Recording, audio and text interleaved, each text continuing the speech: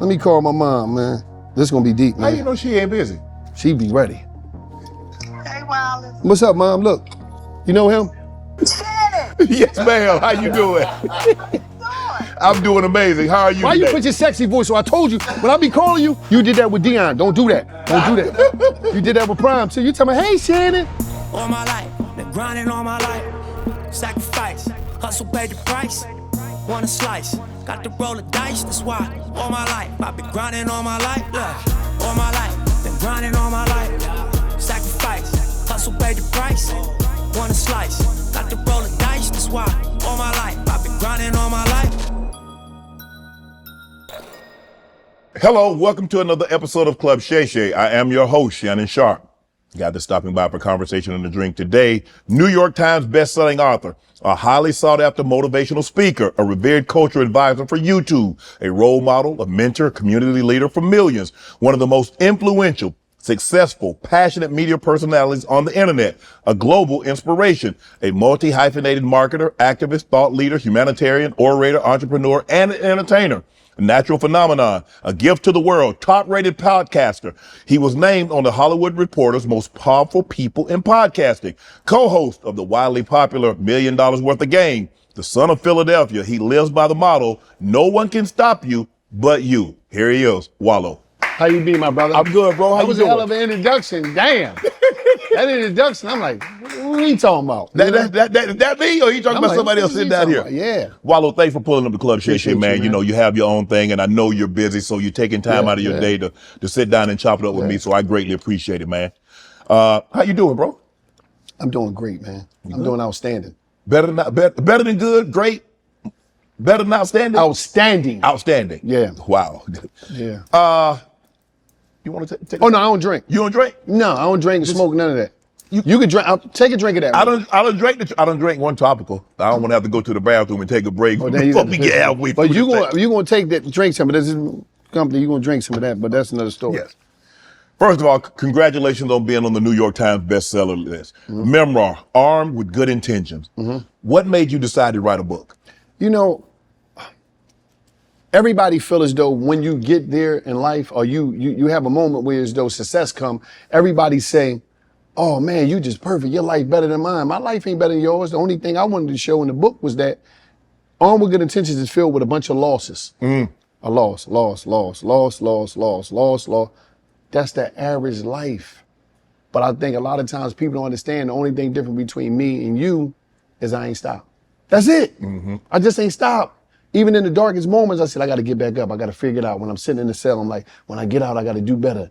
You know what I mean? And that was my whole thing. Like, one of the main reasons I didn't stop, I wanted to get out of jail and show my grandma that I could do right before she leave this earth, because she always see me do wrong. And she always believed in me. She always said, you're going to get it. You're going to figure it out. You're going to And she, you know, her whole thing was like, you can't do wrong right. You need to start doing right. Wow. And so later on in life, it catch you. Because all she would tell me was that, Nanny would tell me, lowest people, she would tell me, boy, I came to Philadelphia with 2 kids and $10. I got my house in 1963. I worked every day. I couldn't even afford, she said, I couldn't afford a refrigerator, but I got my other stuff. So Father Washington from the church, he signed, so I gave me a refrigerator. I worked every day. I never took a day off. And by 1978, I owned my house. Like you come from some Humble great beginning. You come from a good, these genes of mine, and I always seen a grind, you know, to the day, even though I take care of things, but it's like, she said, baby, she would tell me from jail, ain't nothing ever get cut off in this house. Wow. You know better, you know right. But everything that she's telling me, she's outnumbered with the street culture. So I'm you know, Nanny boy, she's seeing me, boy, you can do better. And I remember I used to lie to her when I was in prison. I used to tell her all the time. She used to be like, listen, I ain't gonna be here when you get back, baby. Because I would never tell her how much time I was doing. I would tell her I'm coming home every year, and she'd be like, I ain't gonna be here when you get back, baby. And I'd be like, Nanny, I'm gonna be there. I'm like, Nanny, I'll be there next year. She said, you told me next year 3 years ago. Because I'm sitting here thinking that Nanny wasn't as swift as she is, but I learned later she was swift. But I just wanted to get out and show her that I could do good in life before she expired, before she leave, because everything she told me, she was right about it, and I wanted her to know that. She's 90 years old now. Wow. Yeah. When you're writing this memoir, did you have any idea that it would end up on the New York Times bestselling list? I never had a doubt. I never had a doubt, and the reason I never had a doubt was because you don't have a lot of transparency in things. Like, in these days, you have somebody have a book out or whatever, but it don't be the raw of them. It don't be coming from an aspect of, I'm gonna just tell the truth about what I got going on, whether you like it or not, because everything is perfect. My life ain't perfect. Right. Your life ain't perfect. Life ain't perfect. Correct. So I was like, I always felt that. And it wasn't just about the book. It's the work that come after the book come out. It's to go into shout out to all the black bookstores out there. It was man, let me tell you something, Shannon. When I tell you they had my back, whether it was Baldwin and Co. in New Orleans, whether it was Uncle Bobby's in Philadelphia, Malik Books in LA, Mahogany Books in DC. The list goes on and on. Kendrickson down in Houston. I think we forgot about that. A lot of times we forget about reading, but it's a lot of strong black bookstores out there that really helped us. So I want to shout out to them. Support your local black bookstore, because they supported me in a major way. Right. You mentioned earlier, it says a lot about life is loss, loss, loss. And only in the song, all we do is win, win, win. Is that true? Yeah, only in the song. Yeah, that's fake. Yeah. But you have to, and so is that what you wanted your story to, do you think that's why your story resonates, because of what you've gone through? And a lot of other people have gone through similar things. Maybe they didn't go to prison, but they've suffered a lot of losses, but somehow found a way to turn it around and get some wins. And it's the connection of that everything, like you might ain't see the upbringing of the losses, but since I came home from prison, I showed you 37-year-old man getting out of prison in my grandma middle room. I just make videos out of Nanny middle room. You know what I'm saying? So it was like, and the only reason I could make Parole in Nanny middle room, rest in peace to my Aunt Ruby, that was my baby. She had a heart attack, she died in that room. So I was able to make Parole there, and I showed you my videos. I wasn't perfect. I showed you living in Nanny house. I showed you running down the street. I showed you on the subway, the bus. You seen me most of it wasn't all perfect, but it was me. There have been a lot of rappers that have gone, served time. Why do you think that's such a common thing in the rap industry? In our community, rap has always been an expression of the environment. A lot of times rap was an escape for us. Okay. Growing up, it changed a lot. Growing up, it was a, personal expression. It was a documenting of the environment that we come from. A lot of people were storytellers of what they seen. We didn't really do this. Nas never did what he's taught, but he talked about, a lot of people ain't do this. As you can see, Ice Cube was smart, Dre was smart, these dudes were smart, but they just talked about, I think in rap, it became a challenging sport, a violent challenging sport, to the point of whereas though, if I say something, oh yeah, you really that, I'm a challenge, I'm gonna see if you really a killer. I'm gonna see, oh man, we gotta die about this shit. So that's what came about, and I think a lot of times there's a lot of aggression that come with it, and sometimes we speak our own fate. And some people talk about dying like it's cool, like on the aspect of like, when I die, make sure y'all, so, power in the tongue. Yeah, it's power in the tongue. And we got to live out the rap sometime. Do you feel like rap glorifies prison? What's crazy? It don't glorify prison. I'm not going to say it all the way, because it definitely could teach you how to get to prison. It's definitely a directory. You know what I mean? It's definitely a directory. It's a map, huh? It's a how-to guide. It's a map, right? But it don't glorify it, because most people that rap about it never been to prison. These dudes never been to prison. So it's like, I ain't gonna say it glorify, but it definitely direct you to a cell. But why don't you think that guys have learned? Because you've seen guys that have gone there, learn from their mistakes and not try to go back. But you see these young guys, as you mentioned, they try to be like, and they talk about things they don't know anything about, and they feel like they need to do something in order to get that for real, that cachet to like, I'm really about this life. You know what it is? I believe that when you was young, I was young, you don't believe nothing that anybody older tell you, because you think they disconnected from the reality of life as it is now, not knowing it was once a reality of life that they was living in themselves when they was younger. Right. So they're just trying to share, if you tell me, man, don't go down that block, it's a hole right there in the ground, Like, man, I can get around that hole. So it's hard sometimes when you're young, because we did the same thing. Yes. We just didn't do it to the level of maybe violence or stupidity that some people do it today, but I just think it's hard for people to hear it, and they think it's not going to be me. Yeah, Wallo, you did 20, but OG, that ain't gonna be me. I'm smarter than that. What you gonna do? Right. You know what I mean? So until they get there, and then I'm talking to them on their phone because their uncle called me, yo, call Wallo, man, you was right. Oh, so it took you to get 30 years for you to be right? You still got it? Right. You still got a spark? Why you couldn't learn from Wallo experience? Why did you have to go experience it for yourself? He already did it. He already told you the path that you was traveling down, where it was gonna land you. But you didn't want to hear that. And you got to think about this. The street game is a game. It's a game. Okay. If you play Monopoly, how many people could win? Probably one. If you become an athlete of a game, how many of y'all really gonna go to the NFL? How many of y'all really gonna go to the NBA? How many of y'all, do you know how many people play basketball in America? And how many people is in the league? It's not a lot. Right. How many people is in football? It's not a lot. How many people? So you got to think about this. It's a game that majority of the people lose. And the reality is, like I always tell people, this is me from me being in prison. You show me 10 dudes in a gang, or you show me 10 dudes that's from a corner, you show me 10 dudes, I'm gonna show you 7 dudes that's gonna tell on them anyway. So the mask don't mean nothing. None of this, all this stuff is cap. Everything that we thought it was is cap. Because we live in a world where everybody is they choosing them first. Do you think Lil Bobby is gonna go to jail when they ready to give him 15, 20, whatever, and he never been to jail before? You think he leaving Keisha with that nice little sexy, the beautiful body? Right. You think he leaving her? And his mom gonna come in that interrogation room, Bobby, you better tell what they done. We see it all the time, but we think my homies ain't gonna tell on That you. ain't gonna be Your me. homies gonna tell on you. They gonna tell. Do you think, like, what about, you used to have this show, I think it was called Scared Straight? Yeah, or something that like was my show.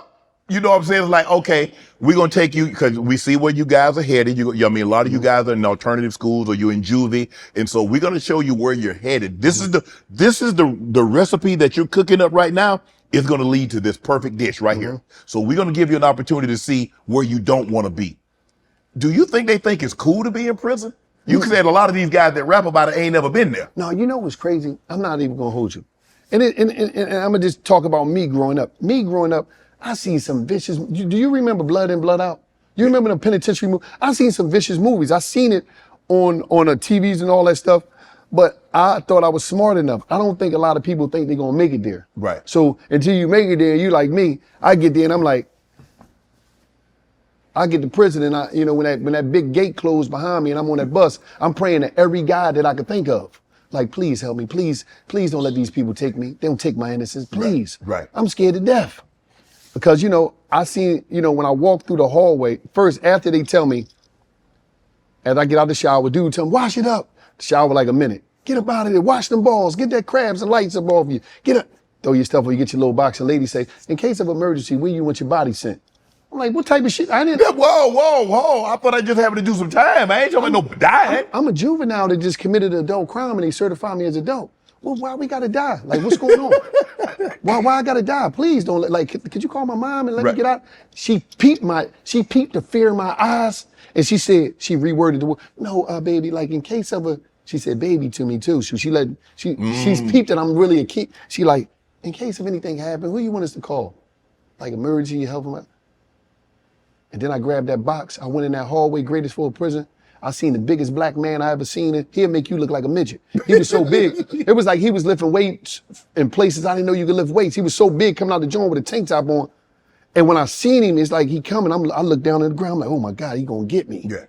Cause I'm not one of these dudes out here that's talking like, I thought my ass was on the line when I went to prison. I was scared. Right. I'm not telling you like I was tough. All that tough shit that I knew, and I thought I was on the street, that shit went out the way when I got to the penitentiary, because I'm like, I always thought that somebody was gonna get me. And then now you realize that you're not doing days, you're doing years, you're doing decades. Ooh, it get real. Ooh, that shit get real.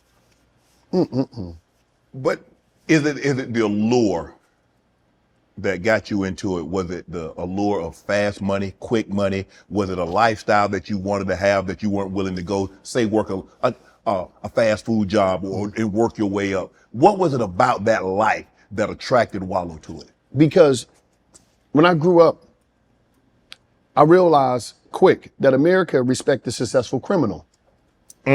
So when I'm sitting on the steps, Shannon, and I see Mike pull up with the Benz, the gold chain on, the music blasting, and when he come up to get the most beautiful, he pulling up in his Benz to get the most beautifulest girl in the neighborhood. She's the most beautifulest girl in the neighborhood. When he pull up, I noticed that I ain't just noticing, I ain't watching him. I'm watching Miss Jackson, Miss Brown, Miss Green. You know what they saying to him? Hey, baby. I'm like, oh shit. And then as the girl get in the car, they all speaking to, hey man. But when I see Mr. James come home from work and he walking down the street, he's a plumber, he all dirty, don't nobody speak to him. Miss Brown, Miss Jackson, Miss Green, they don't speak to him.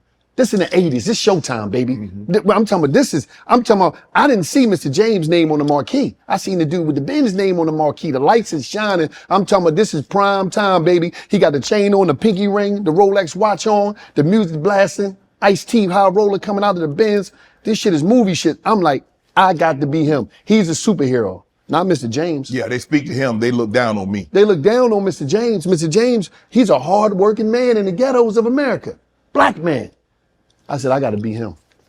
I got to be him. You went viral when you broke into tears telling Lil Durk not to retaliate in King Von's death. You know, it was so emotional because Durk, he said, I need you to come here, right? He said, we could do it in Miami, whatever, but I need you to come here because I need you to talk to these. That's what he told me. He said, I need you to talk to him, Wallo. I need you to talk to him. I said, all right, I got him.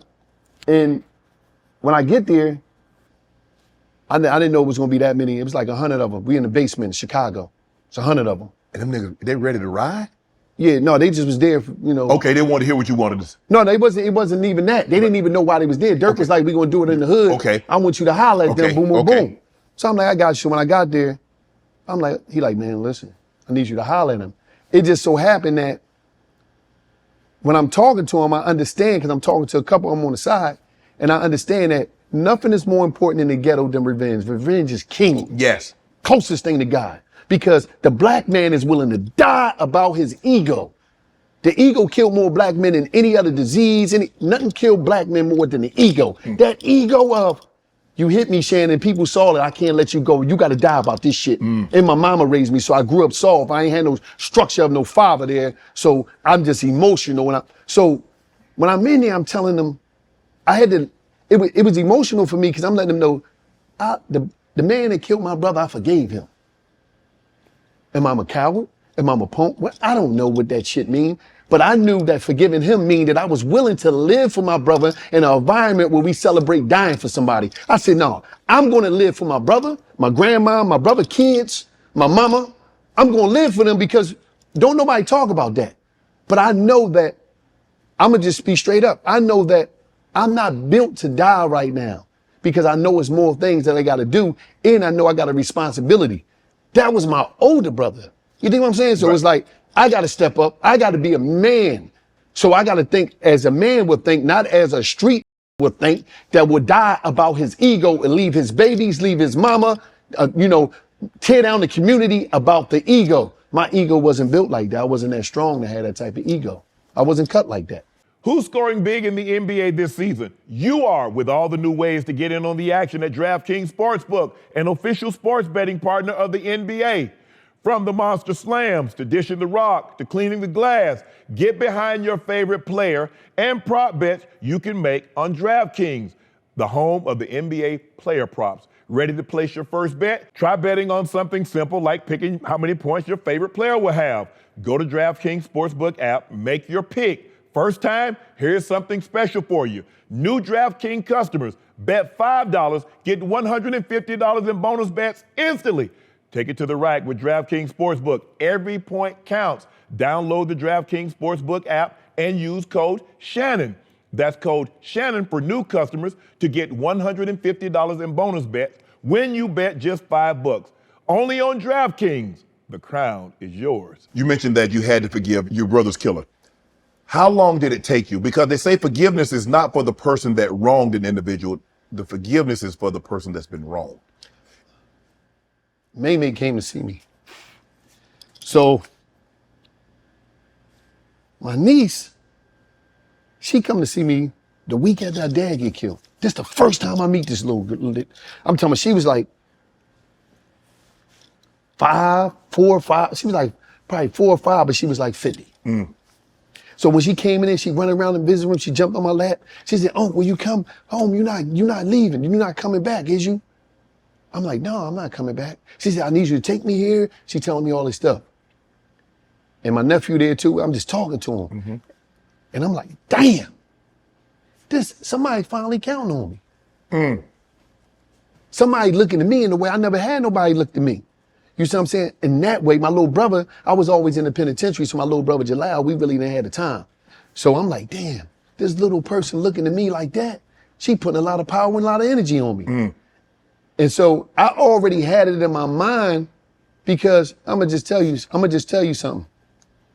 Shannon, I'm not built like that to go kill no black man. I'm not built like that. I'm not designed like that. I'm not tough like that. I'm not ruthless like that. I'm not heartless like that. That's just not me. And my worstest fear in the history of life, I don't give a how I die, I don't care what happened. But if a black man kill me, you're gonna hear my scream until life ends for everybody. You're gonna hear my pain. My tears is gonna flood the ghettos of America. I don't care about nothing else. But don't let me go out like that. So I said to myself, I ain't built like that. Why I want you dead? Because I don't know, listen, I don't know what happened that night, why it happened. Only thing I know is my brother got shot. He ran to my grandma's house, she opened the door. He died in the arms.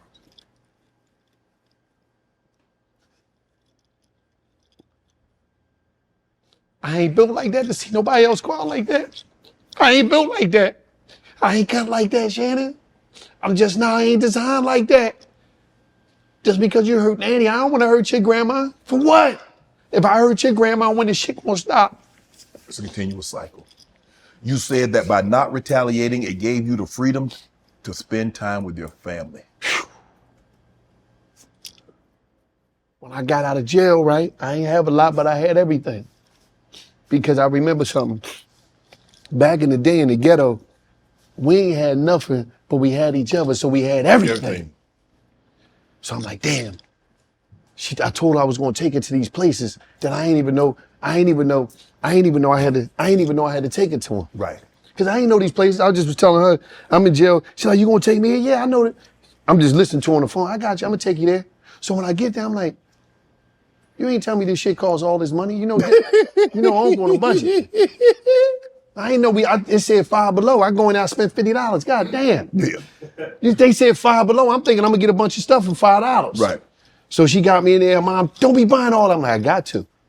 I just wanted to show up, not just financially. I wanted to show up mentally, emotionally. I wanted to show up for them. And that was my whole thing. So it was like, bang. That was all it was about, was living for them and being able to see them to see me. For me to be an example to my niece and nephew and them, and even for my grandma, like, boy, you can do something with yourself. Because I wanted to prove Nanny right. She always said, you special. But I'm like, special? What you mean? Why would I be special? I'm thinking she crazy, telling me I'm special. I live in the ghetto. I didn't know you could be special coming from the ghetto. Durk said, this mofo really dropping tears for this ish. Do you feel like he heard what you were saying? Do you feel like the guy, not only did they listen, because a lot of times people listen to respond, but did they listen to understand what you were saying? I hollered at a lot of them afterwards. Someone would call me. It's not about them listening, it's about conditioning. It's about environmental. You can listen to everything that I say, but a lot of time, as I'm still growing, I don't have the resources to remove you from the danger that you're up against every day. A lot of things these young brothers, they do here, they smart. A lot of them are smart. But their environment don't allow them to grow. Because I can't move out of this environment right here. And I know them dudes down them block, they want to kill me.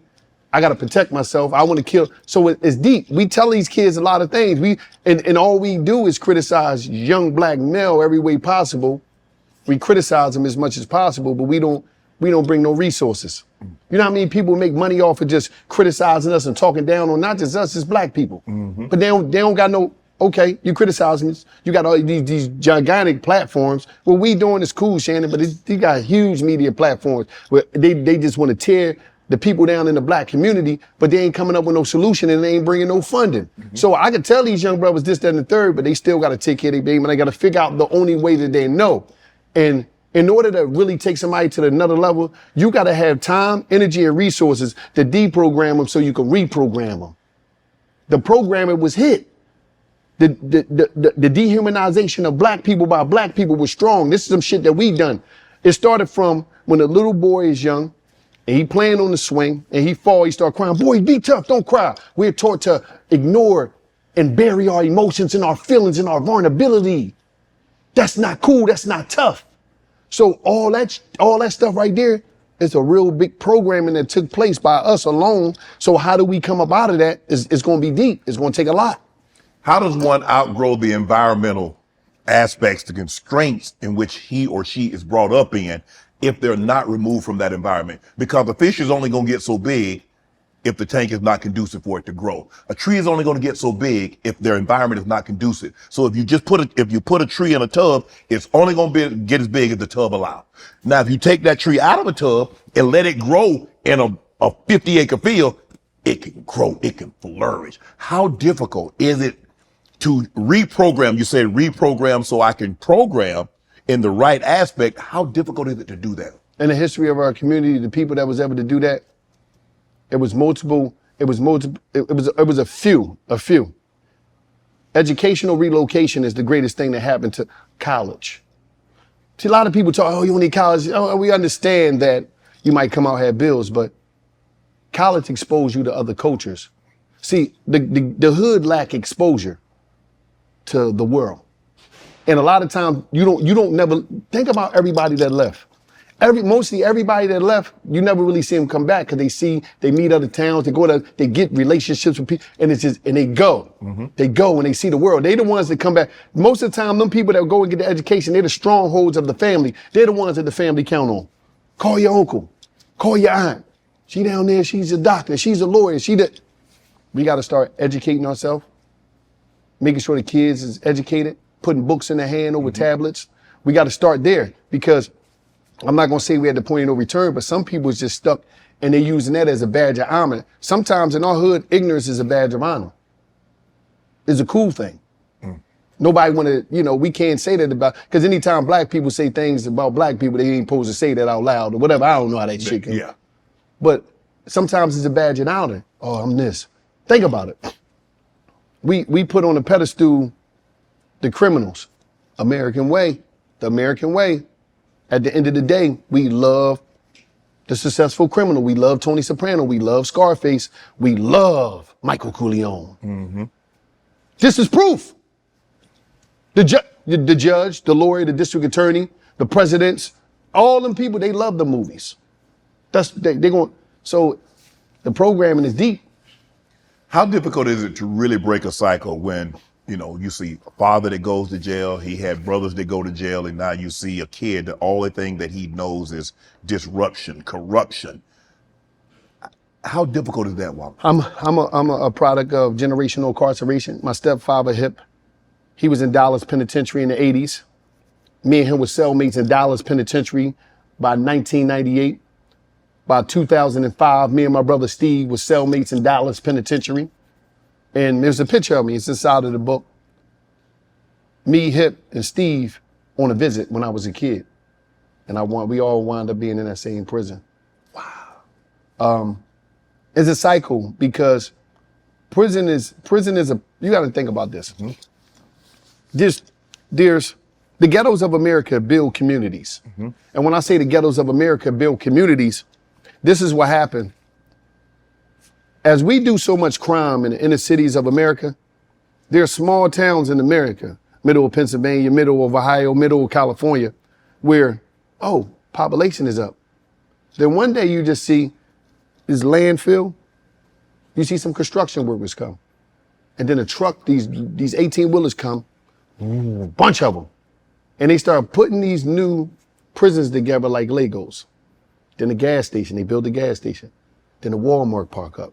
Then a hotel pop up. We building communities. And I'm gonna tell you a story, a deep one. It was this guard named Ski. I used to go back and forth with him on the tier. Because I used to always speak up because he'd go in people's cells when they in the yard and do checking. You ain't supposed to be nobody. I used to say little stuff. So we used to battle. One day, he set me down. I go to the bubble to get some legal mail, because when you get the legal mail, you got to sign for it. Mm-hmm. And he said something strong to me. I never forgot this. He said, "Come here, Peoples." That's my last name. I said, "What, man? What you want, man? I'm just signing for my mail." He said, "Look."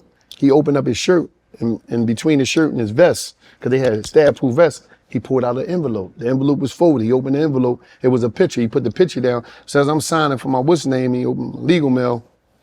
I stopped. Before I leave, I stopped. He said, "You and the homies, man. You and the homies." Being sarcastic, using the word homie. "You and the homies took care of you. Thanks to you and the homies." I'm like, I looked at the picture. It was his son standing in front of a big house with a pickup truck and a big boat there. I said, "You and the homies got me that." Usually I have a little verbal spar with him, but he stuck me that day. I was wounded. So I just walked back to the cell and sat on the bed and I said, "Damn. Ain't me and none of the homies never bought our mom no house. We never sent our kids to college. But you know how many kids, you know how many homes and kids is going to college that me and the homies doing that." Mm-hmm. But it ain't going to our community. We taking care of families, we taking care of generational, because in prisons you have with nepotism.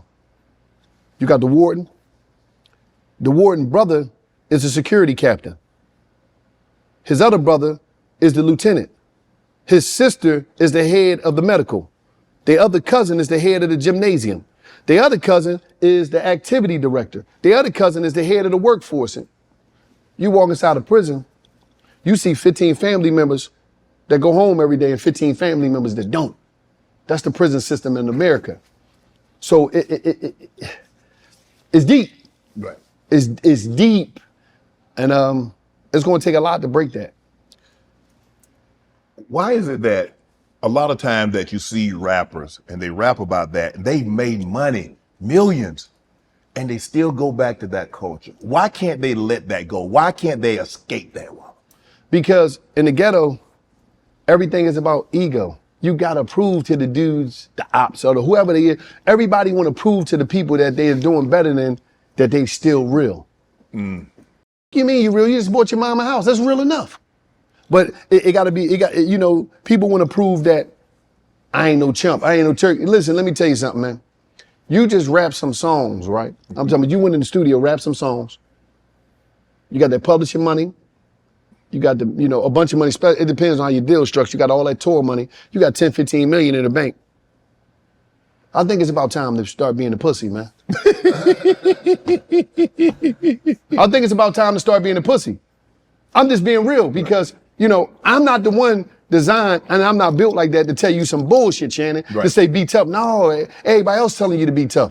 I'm not going to tell you that. I think because all the rich people, I don't think they trying to worry about what somebody's saying about them. No. From a neighborhood that's still trying to figure out life.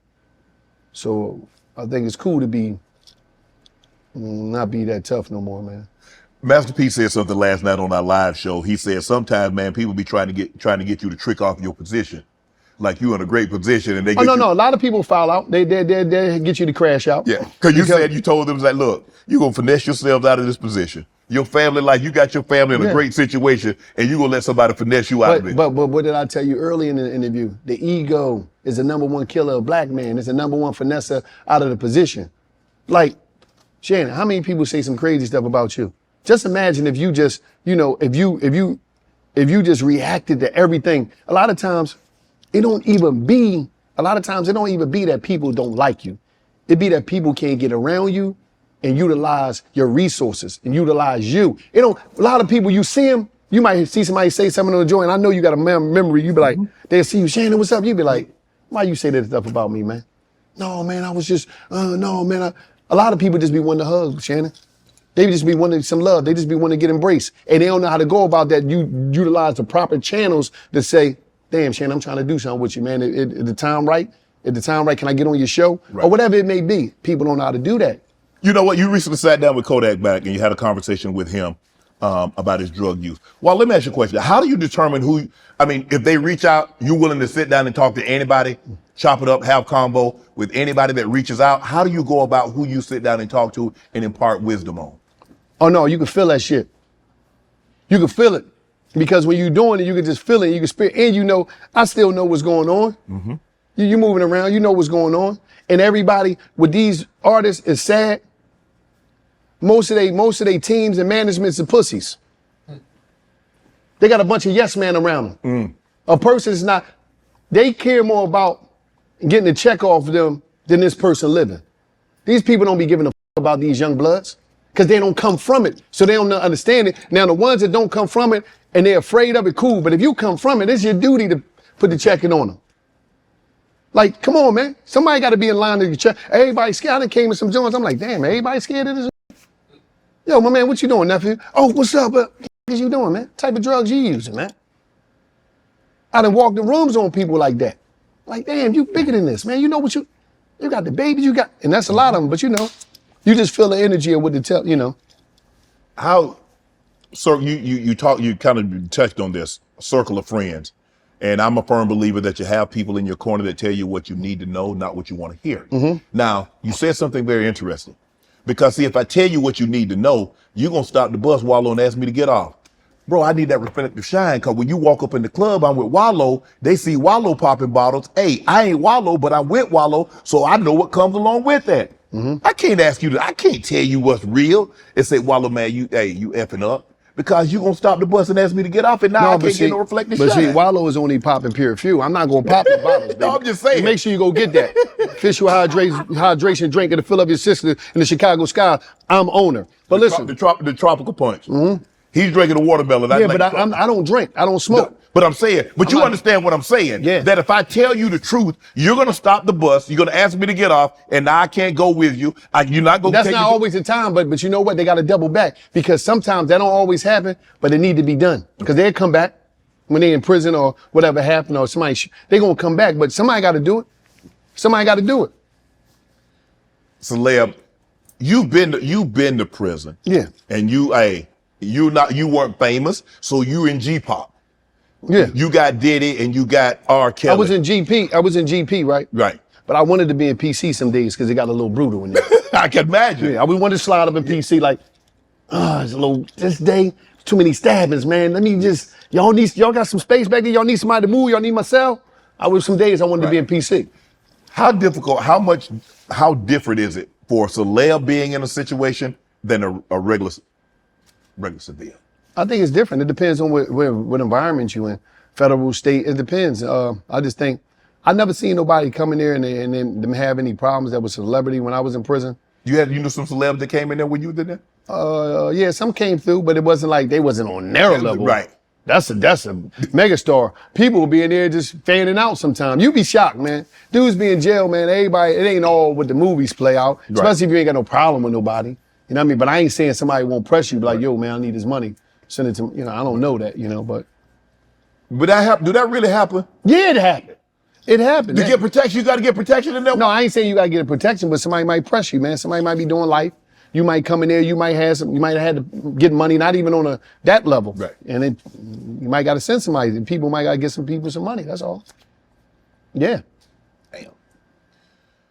Let me ask you a question. Is it true Gillie started the $1 Million Worth of Game podcast? How did you get out. So how did he have the foresight and the forethought to come up with $1 million worth of game and say, you know what? My homie just did a bid. Cousin. No, this is what happened. I'm going to tell you what happened. When I was in the joint, he was doing $1 million worth of game on Instagram. Okay. 2012. Let me give y'all $1 million worth of game. Boom. He was popping it. Right. So when I get home, see, one thing about this is like this. The great thing about me and Cuz, we know our rules. I'm more of the researcher. I'm more of that person. Mm-hmm. I'm going to get with you, Cuz, when when these people start talking and we gotta get legal involved, we gotta go sit down, then I'm gonna call you. But I'm gonna go do that. Okay. You sit down, you do what you gonna do. You did enough, you build a whole following before I came home. I'm gonna add value to it. Because I'm one of these type of players. Right. I'm a player like this. If your name is on the marquee, Shannon, and I'm really about you, I'm going to get your water, I'm making sure you right. Damn, what you need, man? You see how your brother came over here? I don't know who that brother was. Yeah. Made sure you was right. It was no ego involved. Man, I ain't finna be no dude, boy. I ain't doing all that Wallo. No, I'm just saying, see, that's your problem. That's why you gotta go back down the way. Come on, you ain't going on the road, baby. Go home. See, that's why you gotta go home. Okay. But that's the problem. I knew we had different parts to play. That's why we worked so good. You know what I'm saying? So one day, he already doing it on Instagram. We doing our thing. We had already had content on Instagram, just the everyday content, riding the car, all that type of stuff. I'm up 4 o'clock in the morning. I like to read articles. I think it was on Apple. I love reading articles to get information. So it said, Spotify allocate $400 million to podcasters in the first quarter of 2019. I called him early in the morning. I said, yo, he all, man, what the yo, get up, read that article. I just text you that article. Read that shit, read it, please, cuz. He read it. So when he read it, he called me back. He said, yo, we got to get this shit rolling. We got to crack out the mics, talking about podcasts. Yeah. At that time, Maurice Correct, that's my homeboy, brother from another, he used to always call me like, Wallo, you and Gil got to start a podcast. He'd call me and Gil, y'all got to start a podcast, whatever. This the first time that this dude woke up. And I'm like, he called me back, and I'm like, I'm gonna talk to him later. He called me back. He was like, cuz, we gotta do it. Crack the mic. He gave out all that money. That day I called my homeboy, Nick Rich, graphic designer, I said, I need a logo. That afternoon he had the logo. I called my attorney, Shay Lawson. I said, Shay, I need this trademarked. We get the LLC, got everything done. Got the LLC done, all that shit. Boom. April 17th, we dropped the first episode of $1 Million worth of game. It went number 2 in comedy on podcasts on Apple and number 4 in all categories in like 7 hours. I said, we got something, baby. We got something. And we just started knocking. I said, cuz, this is what I'm gonna do. I'm gonna go, I'm gonna get a deck created, and I'm gonna take all our social media, and this is the business of podcasts. I'm gonna take our social media following, because he had a million, I had a 500,000. I said, I'm gonna take our social media following, I'm gonna put that on the deck, and I'm gonna tell sponsors, people that wanna be sponsors, I'm gonna tell them this. If you sponsor on this show, every time we put a clip up on our page, because $1 Million worth of game, that's just gonna be a $1 Million worth of game page on Gilly and Wallo page, we're gonna tag sponsored by Shannon Sharpe Show, whatever, whoever you is. He said, all right, do your thing, cuz. I said, all right, I got you. One of the first places I went was to a funeral home. I go to a funeral home because I went to this funeral, right? Boyd's funeral home, all right?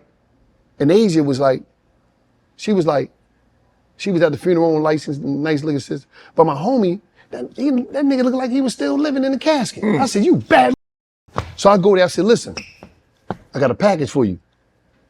My sister from another mother, Mary, she hooked up the decks for me in the different entries of sponsorship, right? So I go to her, I said, listen. She said, yeah, I want to do something like this. I want you to market this joint. And this is when I'm just learning and creating my personal business of podcasting. So I said, all right, I got you. She paid me, I think she probably gave me like $20,000 for 4 minutes, right? A minute, this is how I was selling it. I was selling minutes by, you get on each show, you get a minute worth of advertisement. Your logo gonna pop up, your number gonna pop up, everything gonna pop up, and I'm gonna run it down. So she said, all right, cool. Paid me the money. I said, all right, let me go. I went and done the ad. By the time I got to the second ad read, because we only do 4 shows a month, 1 a week. By the time I got to the second ad read, she called me, Wallo, stop. I said, what's up? She said, I ain't got enough work. I'm getting too many bodies, baby. I'm getting too many bodies. Because the episode, come on. This episode of $1 Million worth of game is brought to you by Boyd's Funeral Home. One thing about life, you're going to die one day. And when you die, you want to be laying in the casket looking like you living even though you're dead. You want to be looking like you're going to get up out of the casket. You want to be looking like, wow, I want to look like that, even by the living while you laying in the casket. I'm breaking it down. She was like, it was that. Next thing, Springfield Hyundai. I go to them, bang. They say, listen, we're going to give y'all $25,000 a month. 4 minutes. Back, let's do it, baby. I'm coming back. Gil like, I said, yeah, baby. I wasn't going off of CPMs and all that other stuff they were doing. I'm creating my own industry. In business, you gotta know your value. When you bring value to value, it increase your value. I knew that we was valuable. I knew they wanted brand visibility because we was cultural. Right. But I'm also a good partner, whereas though I wanted to be mutually beneficial. We doing business, I need to make sure you getting taken care of. Forget what you giving me. Right. I'm not gonna feel right if I know, damn, Shannon gave us all this money, man, and we didn't do what we needed to do. Obligation. That's not business. Right. So we popping it. It just kept popping. One day I get the most scariest call in my life. I'm in the crib. Phone ring too. Answer number. Just before when I was answering numbers and I didn't know what it. I mean, I ain't had no money there. Right. So I said, how you doing? This is Wallo, right? I said, yeah, this is Wallo. Is Gilly around? I said, yeah. He said, this is about the podcast. I said, all right. Call Gil. Yo, man, got somebody on the phone. He said, hi, Gil, how you doing? He said, yo, what's up, man? Gil, like, who this, man? You know, Gil B. He said, hi, I'm Courtney Holt. So me, I'm a vicious researcher. I'm like this one on the phone. I sent it to Gil, screenshot. I said, oh shit, this dude that ran it, he's the head of Spotify at the time. I'm like, I'm saying to myself, how you get my number? In culture, you don't gotta ask nobody to do nothing for you. When you popping, you hot, the people that need to find you gonna find you. It ain't about nobody reposting you. They gonna find you. I don't know how you got my number. So now I'm on the phone and I'm like, he said, what do you guys want? I said, what you talking about? I said, no. What do you want? He said, no. How much money do you guys want? Now I'm stuck because I don't even know what to tell him. Mm-hmm. I'm stuck. But it's like, I said, we want ownership. We want all our IP. We want to keep owning our IP. Yes. He said, we want your IP. So how much money do you want? I'm on the joint texting Gil. This shit getting spooky, Gil. Because I think this like some movie, some shit that, you know when they tell you go into the other room, I'm like, oh, this shit's crazy. I'm like, oh shit, right? So I'm like, all right, okay, can I have my lawyer? He said, I'm going to text you the email. Let's get on the email chain and our legal will get involved. When they start talking about legal, you know this shit is real. Right. It's game time. Yes. I'm like, bet. Gil was like, who was that? I said, I don't know, man. Then I sent him all this shit. I'm like, that shit was scary. I was sweating on the call because I mean, I ain't never had, because I'm still trying to come up. That's when we got in the game. We had them. Did we negotiate with them? We negotiated with Barstool. It turned us up. But at the same time, I'm already getting the money from our own sponsorship. I'm already doing it. I'm getting a bunch of money. We doing it. We killing it. I'm doing all the brand deals, all that stuff. We was killing it. Normally people say don't do anything with family, but you and Gilly seem to work. How did you know that it was going to work? And you guys go 50-50 on everything. Yeah. How did you know? Because family, man, sometimes, Wallo, man, you know family do you bad. One thing about Cuz and me and Cuz ain't got no ego. I could check him and it's done right there. He could check me and it's done right there. Because if we wrong, we wrong. If we right, we right. We don't, and then we not in competition with each other. Like, you gotta understand this. You gotta understand this. I'm so excited for him right now in this moment simply because the Eagles is winning. And this dude, when I say he loved the Eagles. Oh, yeah, man. Listen, when I say he loved the Eagles, he told me, he said, Cuz, we was on Bustin' with the Boys Club. He said, I wouldn't have had sex with my wife for a year if the Eagles could win the Super Bowl. They got to win by 10 Super Bowls. but that's what he said. So I'll be so happy that, listen, Eagles is my team now. You know what I mean? Right. I don't really, I bounce around. People know I got different teams every year. I'm just saying, I'm just being real. This is the first time in the history of my life that I've been faithful to a team for a whole season. I've never done this shit in my life. I usually bounce around, especially in the playoffs. Right. Oh, they got dropped out. Your New Jersey, I pull my jersey out. You're right. You know what I mean? I don't even know where my jersey's at, but I'm gonna just say that. Like, we so excited for each other. We always championing each other when we win. That's different. Bro, you don't see that. Everybody want to compete with each other when we supposed to eat with each other. We just not doing that shit. We ain't built like that. We just not built like that. Wow. What made you guys sign with Barstool? Because talk to Portnoy, and he's like, hey, yeah, we signed him, but we didn't really know because I mean, culturally and fan base wise, I mean, that's not where we are, and their culture and their fan base is kind of not where we are, but it's a match that works. You know why? Because we was going back and forth with Spotify. They was cool. Spotify wanted to box us in.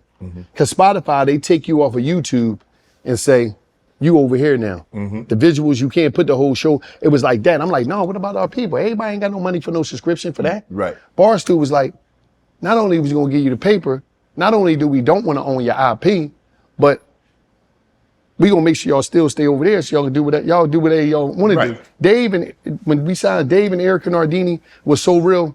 When they met up with us, it was like, they didn't play. They asked us for a number. I said it, but I should have said the number too early. Yeah. It's a low number. You should have went a little high. Because, you know, when I'm just thinking about, because I was broke at the time. I wasn't broke, but I was JBM just barely making it. Yeah. So I'm like, damn. So I told them, I said this the first deal. I say, listen, we in Devon's, south of Philadelphia. They come down and get on the train, come see me and Gil. We go there. Gil said, you got it. Go ahead, cuz. I'm at the table. He said, we just 36-month, distribution deal, the whole thing. I said, how much? I'm thinking I'm popping my shit. I said, 3 million. Cool. She said, all right. I said, man, you done screwed up. You know you screwed up. The minute you said 3D, you said Mia.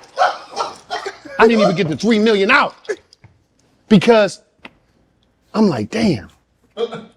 Now I'm sitting there, I'm like, Gil kicked me like. But he said, I told you to say something. I said, damn, nigga, what you want me to say? You know what I mean? We shook our hands, signed it. You know what I mean? Lori got the information, all that shit. Right. But it was like now, I ain't gonna hold you. What we did in 2.5 years into that contract, man, the first offer that came through and then renegotiating, because now we ready to start a bid war because we ready. We gotta leave. Our joint coming up. The first joint that came through, 25 million, 36 months, licensing deal. That was the first deal. Dave told me, he said on the pot, I got a blank check for y'all. He meant that shit. Cause Dave is a little different. He definitely different. Having talked to him, he different. And one thing I say about Dave Dave don't respect money. Respect loyalty. He don't care about money. Don't. Like it's different when you got somebody that better you. Yeah, I could have went to Amazon. Yeah, we could have went to Spotify. Yeah, we could have went to everybody else who the numbers was there.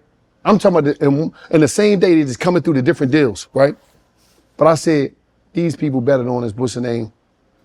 We went in the room for 5 minutes, shook hands, walked out, we stayed with Barstool. Bunch of money.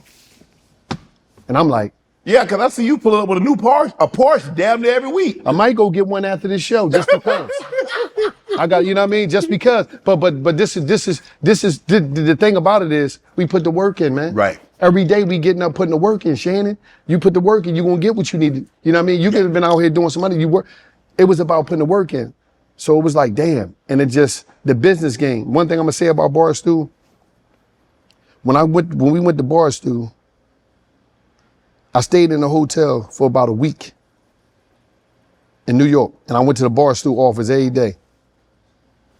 And that 1 week of me staying in Barstool, I'm going to the office, talking to different people in the office, that 1 week, I learned the whole podcast game, the whole business side of it. I'm talking about Dave and Erica Nardini, that's why I mess with them. They took us to their plug. They took us to their investors. As we got into, they said, listen, these guys are getting too big, man. We want you to introduce you to, we go and have a meeting with the people that gave them money. They was like, where they do that at? Wow. Where they do that at? You know what I mean? This our last year in Barstool. New deal coming.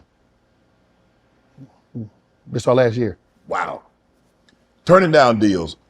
Obviously, sometimes you have to walk away. Yeah. It's not an easy thing because that money, you like, damn, that's a lot of money. but at the end of the day, does it have to feel right? Does it have to represent you and Gilly in order for you to like, okay, this is what $1 million worth of game, we'll rock with it? You know what it is? We need partners that understand what we're doing and understand that we're trying to grow and got the infrastructure and able to support that. That's the first thing that we're looking for. You're gonna have differences no matter where you go. Any big company in America or in the world, there's gonna be things there that people gonna do shit, say things that you might not like, but it don't matter where you go at. Right. But our thing is, we need the infrastructure for growth. We need to make sure that these people believe and they see the vision of what we're gonna do. Right. And they're gonna get out of our way. They've never been in our way. So moving forward, you and Gil want to keep creative control of what $1 million. But we own our own stuff. We own $1 million worth of game. We got our own facilities. We got all our own equipment. Everything is all like we not the people that say, oh, this is the problem with people. People want other people to say, I want to use this facility. I want to use your equipment. I want to use your people. I want to do all that. And I want all this. We don't do that. We got our own equipment. We got our own cameras. We got our own team. We got our own shit. Yeah. We just create it, distribute that, distribute that, distribute that. You know what I'm saying? So, you know. Wow. Partnerships. I mean, you got Reebok, you got Hand, Puma, NFL Network, Global Citizen, Foot Locker, Philly Union. I had a lot of them. How did you know? Well, how did you know how to do this? Because, I mean, had you had any formal training or informal training? Yeah. Or so how did you know how to like, okay, you know what? I'm gonna cut this up. You know, ads, I'm gonna do this for a minute. You get 1 minute per week. We shoot 4 shows a month. You get and I'm gonna, hey, boom, boom, boom. It first started in the streets of Philadelphia. I used to write on walls. I remember I went to this event and it was like a block party or something. And I told somebody my name. It was like, yo, you the guy to be writing on walls. You Wallo. Okay. So when I got to jail, this is what I did, Shannon. I'm in the jail. When I'm in jail, we had TVs in the state penitentiary in Pennsylvania.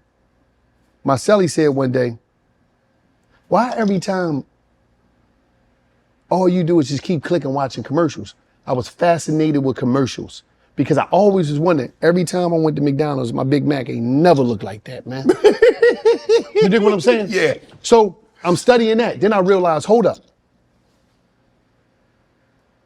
I started reading books. This was an advertising agency that did this. McDonald's ain't make that. Yes. Then I started studying advertising agencies. Then I read a book called Damn Good Advice by George Lois.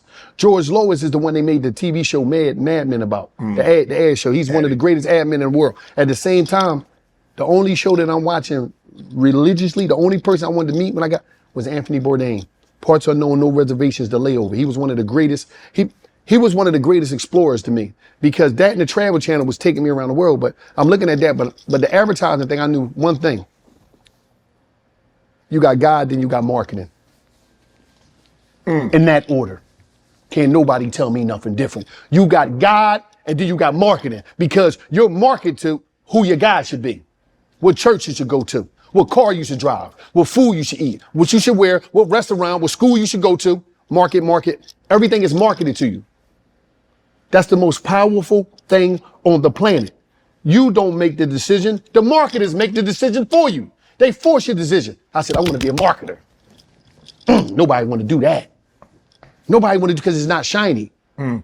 That's why if you see my stuff, when I came home from the prison, I went to businesses in the community and said, listen, I want to promote your rib shack. Even though I don't eat ribs, I want to promote your rib shack because I know it's people in the city of Philadelphia that's 15 blocks away that don't know what's here. Hey everybody, I'm Wallo267. Welcome to Shannon Rib Shop. One thing about these ribs, they fall off the bone. The sauce is a sauce that you never tasted before. One thing about this sauce, when it hits your tongue, it grab your tongue and it slap your tongue. The sauce is so juicy. You never tasted this. Nobody wanted to do that. I said, I'm gonna step into a field where I don't have nobody in my way. I gotta worry about ad agencies and all. I ain't worrying about them. They disconnected from the reality of culture of now. And I ain't talking about black culture, I'm talking about the culture of what's going on now. A lot of them is disconnected. That's why I got a company called We Control Cool. It's a company that connect businesses that need that next level thing, that need to be connected with cool, that need to be connected with everything that's next level. That's what We Control Cool do. You're a cultural advisor for Google and YouTube. What does that role entail? So I'm on the phone with Leo Cohen, and I I was talking to Road to Equality. It was like a couple hundred Google employees on this call. And I'm telling them my story. And Leo Corn said, Wallo, what is it that you want to do? I said, man, I want to come to YouTube and start my own program. I don't like these dudes on YouTube because every time it's a tutorial, they too wordy. Nobody want to hear that shit. And the average person don't know what they're talking about.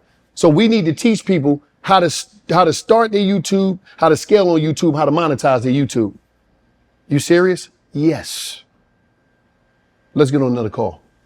I started a program called YouTube Avenues. YouTube Avenues, we went over to 10 cities, and what we do is this. We go into a city, we put 400 or 500 creators, whatever you want to do, inside of a room. And my team come. When I tell you my team, I got a mean team. I'm talking about Tuma Basa, right? One thing about Tuma is this. He's one of the most beautifulest people, one of the most honest people you ever will run into in the history of the music business.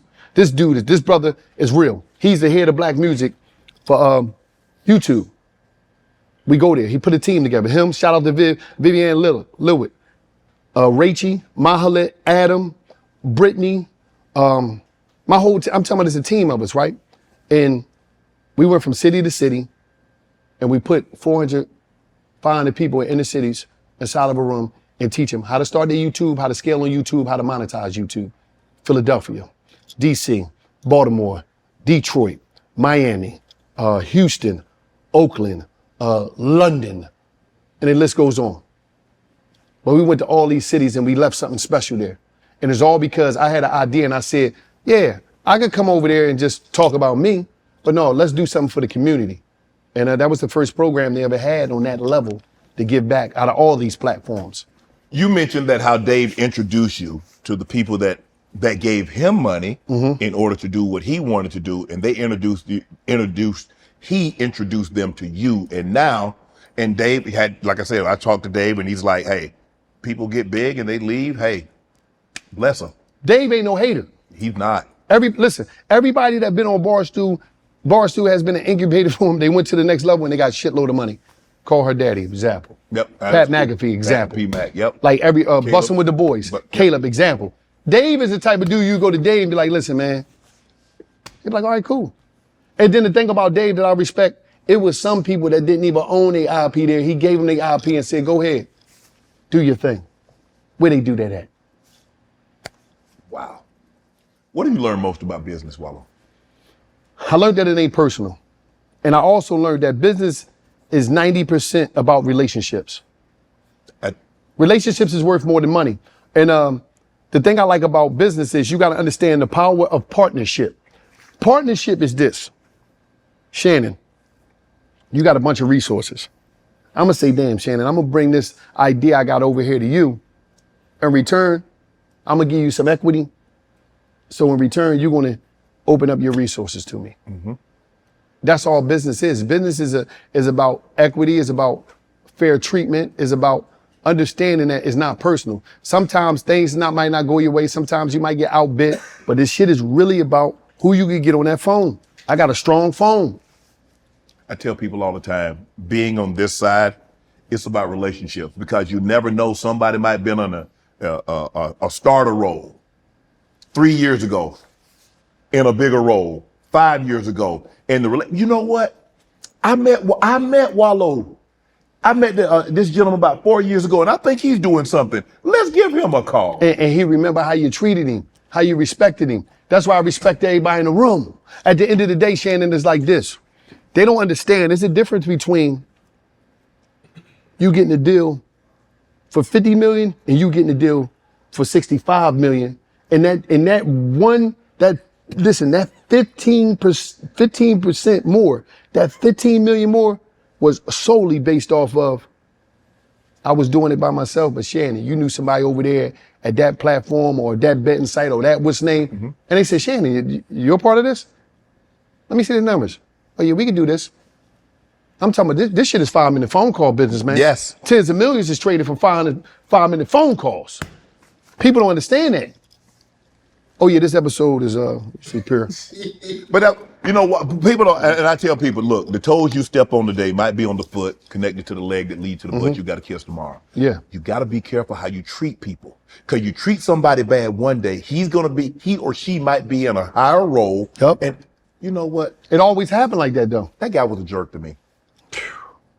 And now somebody that might not be as qualified, maybe not as deserving, or earned the opportunity, but because you were a jerk 3 years ago, 5 years ago, maybe even 10 years ago, now they get that opportunity that you passed by only because you look down on that person. And the funny thing about this thing, for everybody up there that's coming out, the most powerful people, the most biggest deal makers, they look like some dude that's stressed out with some beat up here, a hookah sneakers on, some skinny jeans, and a Patagonia little vest on, and you're not even gonna pay attention to them, and they the most powerful shot caller in the room, man. Yep. I'm telling you, man, and that's how it go. You and Gillie, y'all put together pay-per-view boxing events, concert, your own drink company, sell merch. What have you learned from each endeavor that you embark upon? What have you learned, Wallo? I learned that relationships is worth more than money. It always go back to relationships, because one relationship, one call, that's why I tell you, in this game, it's about having a strong phone. And the way you get a strong phone is through relationships and not giving nobody number out and calling people for what you need to call them for, not the BS. Because you could lose somebody in the process of just calling people to call them. You can text people, check up, but just all that. So when I was, for instance, clothing, everything I'd done, I always knew somebody that I could call. They could give me a better GPS. They could give me a better directions to get here quicker or safer. Sometimes it might be longer. No, Wallo, don't do that. Damn, but listen to me. This is how it's gonna play. You move here, then you move here, then you move here, then you'll be here in 36 months with what you're doing. I'm telling you, this is a bigger play. All right, cool. Sometimes I gotta slow it down. Sometimes and that's what is good to having good advisors and good people in the game that really been here, the Sean G's, the Troy Carters, the different people that I have that I could call on, that could really give me some, Tony Drapers. Right.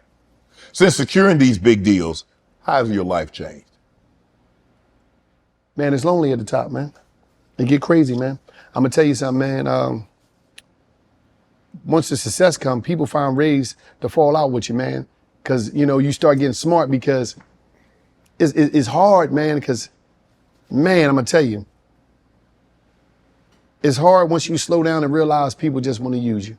And I'm not saying everybody, but when, sometimes family, friends, they just see you as a dollar sign and they don't see you as a friend no more. Shannon, if I'm calling you all the time and we laughing about shit on Instagram, yo, you see that post? That shit was, and then now I'm calling you, damn, what's up, man? Oh, man, you ain't gonna believe this, man. Your boy doing bad. They just took my call, man. They told my call. But what happened, man? I owe these tickets, man. How much you owe, man? They said I gotta pay $45,000, man. Your car costs $5,000, man. What is you talking about, bro? Because it's hard. You know what the time it is? It's hard. It's hard for people to sit back and just enjoy and be happy for you. They want to also live exactly what you're doing. They want to come and fake work. Man, I want to come work for you. No, you don't. You know you ain't gonna work. You just want to come around and you want me to sponsor this lifestyle. Because a lot of times from our culture, everybody wants somebody to finance a lifestyle that you might not be living. I don't party, I don't go to clubs, I don't smoke hookah. You know what I mean? But I didn't look out for people, and they go do some dumb shit, then they back at my door again. But why is it that, like you said, you had people that you were cool with until you started making money, until $1 million worth of game took off. And then all of a sudden, as long as we right here, Gillie and Wallo right here, and everybody else right here, we cool. Yeah. Hey, y'all, my dog, man. What's Wallo, up, baby? That my dog. Wallo and Gillie go here. They still there. Wallo and Gillie go here. And you go here, and you go here. Man, that hate, man. No, not just that. People don't understand. First, once the money's cut off, then it's the time. You don't kick it with me no more. You fake. Yeah. No, bro, it wasn't about me kicking with you. It's about the money. Sometimes it be that, but a lot of times, new levels, new devils, man. You gotta understand this. It get real deep. A lot of things change when you build an infrastructure. It's gonna be people that's gonna be like, man, Shane, I need you to do. I can't do that right now. I'm building my stuff. Right. Because people stop worrying about what you got personally. You don't have the people that hit you up. You all right? Everything cool? You taking rest? You know what I mean? You eating right? What's going on? You don't have that no more. It just be about paper sometimes. And I ain't saying everybody about that, but that shit get lonely because now you become, sometimes you can become paranoid. Right. Cause out here, everybody wanna live that lifestyle. Social media says you got. Yeah, because I mean, I don't believe it. They say 6% of only 6% of Americans make six figure. I say, man, every profile I go on IG making six figure. That's a lie. It's deep. I think it's more like 90% making six figure. It's got to be one. It's deep. It's deep. Or somebody lied. I mean, either the economist or no. The problem is people don't know how to prioritize. What people would do is they'd be spending outside of their means, and then they want somebody else to take care of their responsibility. That's the game we living in. People would do anything for a picture, man. To take that picture and post it up. Yes, why you go rent a car, pay $300, $400, $500 just to rent a car to like the floor, or go spend $1,000 to get on a private jet? No good and well, you know. Why they do that, Wallo? Yeah, you spend all that money when you could have just jumped in and got a nice ticket for $900 first class, man. Them private jets to me, cause that little area, the little that's 8 seats, that's mine. Excuse me, the flight is I want some cranberry juice. Now that you've come into some money, you're comfortable. You're beyond comfortable. Yeah. What is the first thing when you got some money? You're like, damn. What's the first thing you bought?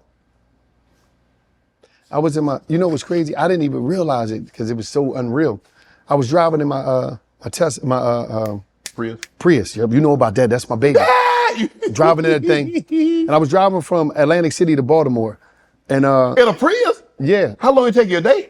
No, bro. Ho. One thing about the Prius, one of the best cars in the world. A Prius, 57 miles per gallon. I know. Unbelievable. One of the smoothest cars I drive. I used to that's how I came up. Me and Gillie used to be in the Prius, running back and forth to New York, all that stuff. Yeah, but it go 10 miles it's an fast. hour. No, it don't. That's a lie. Prius is one of the best cars that I ever had in my life. I'm talking about it's smooth, it's straight to the point. You know what I mean? It was just great. Prius, holla at me. But what I'm saying is, I'm driving, the DocuSign come across with a joint sign it. I'm just driving, I forgot about it, man. And then it was like me and the Gillie was in Atlanta. This is when I first caught COVID, right? I caught the COVID, I didn't know what it was. I was just in Atlanta, I was sweating in the bed all night. I woke up, and I don't know what I had, I just checked my account to see something. I fell out the bed. I was like, damn. The first thing I thought about, I ain't gonna hold you, I said, I gotta go some money up. Let me go buy some shit, right? No, I was hitting people off, grandma, mom was hitting people off and stuff like that. But it was like, I didn't even know what to do with it, man. Cause I'm like, damn, and people come. And luckily, a couple months later, I called one of my advisors, John Miranda. Shout out to World Wide West, man. Plug me up with John, man. Shout out to Uncle West too, man. I called him, I said, listen, what's up with taxes, man? How did that go? He said, come to my office, Wallo. I went to his office. He said, I'm gonna get everything. He called me like a couple days later, I almost crashed my car. I said, you mean to tell me that I gotta give somebody named Sam all this money, I don't even know them? What? I was so mad at John. I'm sorry, John, I was mad. He knew I was mad, because every time he called me, and then I used to be like, what, John? Every time I seen this number, I got scared. Because I'm like, I gotta give these people all this money. He said, you gotta take it now. We're gonna take it now, put it up, make sure we're gonna pay early. That's how you know you get real money, when you gotta pay quarterly. Oh, yeah. So I'm like, I'm in the car, I'm just holding my heart and everything. I'm just laying there like I had a heart attack. I ain't know, I was like George Jefferson. Cause I'm like, all this money, so, you know, but. You be Fred Sanford. I'm coming to join you. Yeah, Fred and all that. So then it was like, man, you buy shit, man, you do your thing. And then it's like, you bought everything out, you did everything. You got an A-watch, you got all this stuff, it don't mean that. I ain't even gonna front, I don't even look at the money no more like that. I'm more excited about just getting a deal and just negotiating shit. That's what give me, just to see that I done it. Right. And to show that I really, everything that I educated myself on is working, but I don't really care about money like that. What's the dating life like now? Dating can be real easy, and it can be real hard, because you're a meal ticket out this joint. And a lot of people is looking at you like that, but that's always been easy for me. You know what I'm saying? But I ain't date when I was broke. Why not? Man, I remember one time, Gil called me, right? I'm in the crib, right? And Tootie, his wife, they laughing. I ain't know he was on speakerphone. So he said, damn, what you doing, man? I'm ready to go on a date real quick, man. He said, damn, where you going? Right here, I'm on this computer, man. going on a date, man. I got a little X and XX, right? I'm telling. She like, what, Wallo, you? So when I first came home, I used to shake the dice a lot. You know what I mean? Shake my dice. Because it was like, man, you need money to date and all that shit. Yeah. And he was like, man, I said, no, bro. I ain't got time to be sitting in nobody's face when I got to get my life together. See, I'm one of them boys that's extremists. I got to get my paper together. Just like I tell my nephews, listen, nephew, get your money, focus on yourself. So while you're in your 20s, run it up, get your credit together, get all your stuff. So when you're in your 40s, you can live the greatest life of your life. Yes. But dating is easy, man. Man, you ain't got to do too much. You want kids? I got a kid from my old relationship, right? Okay. My ex-fiance, I took on Day-Day. I love you, Day-Day. I took on her and adopted her, sent her to college. Wow. She graduated too. I mean, I think about it sometimes, here and there, like have another, you know, but I ain't in no rush. You want to get married? I don't know yet. I don't really, I don't know if that, can I be honest with you? Yeah. Separating with my paper, man. I thought I was married to my paper, man. Yeah. I'm sorry, man. I'm just saying, do we got to get married? Can I just say, listen, all right, listen, this is what we're going to do. I'm going to take care of you to life stop for you. I got you. But I don't need nobody coming into the courtroom talking about this and the third, man. Talking about my paper, man. Yeah. I'm just being straight up because I got people I got to take care of. Yes. And you just going to come and knock, because you're going to sign this, but I don't even, it's deep, man. Yeah. But I commitment, I ain't got no problem with commitment. Childhood. What was your childhood like? Man, I'm gonna tell you something, man. I had a crazy childhood, man, because I ain't want to listen. Mom, great mom, great grandmom. But I was so impressionable, man. I don't even think I had a childhood, to be honest with you. Because I was always in institutions. I got locked up June 30th, 1990. I was 11 years old for a couple days. And then I went on to spend 5 years. You were juvie? Yeah, I spent 5 years in the juvenile system. Then I got locked up and got to 19, I had 25. I mean, 19, I had to 52 years. So at the end of the day, I spent more time. Inside. Hold up. Did I catch up? I did 25, I'm 45. No, I ain't catch up yet. Yeah, I spent more time in the cell than I did the free world. You named after your father. Wallace. You were junior. Yeah, Wallace Roundtree. No, I ain't a junior. His name was Wallace Roundtree. My name Wallace Peoples. Okay. Let me ask you this. What type of relationship did you have with your father? I just remember my father, he disappeared like around, born 79, probably like 81. We never knew what happened. Is he alive? I don't know if he's alive. He never. So you guys have never reconnected. Have you tried to find out what happened or where he is? Or are you okay? Are you cool with not reconnecting? No, we think he did, but we don't know. But I would like to kick it with him. I'm not the one that hold on. If I see that nigga today, I'll be like, Dad, what's up, man? Would you know what he looked like if you saw him? I think I would. I think we'd connect. He probably, if he watching me out there, I'd love to just kick it with him. I ain't got time to be holding on to what happened. It didn't happen. Wow. What's up? You know what I mean? Right. And I just kick it with him, make sure he see my sisters and brothers, and go from there. What about your mom? Oh, my mom, she right there. My mom gonna be watching this.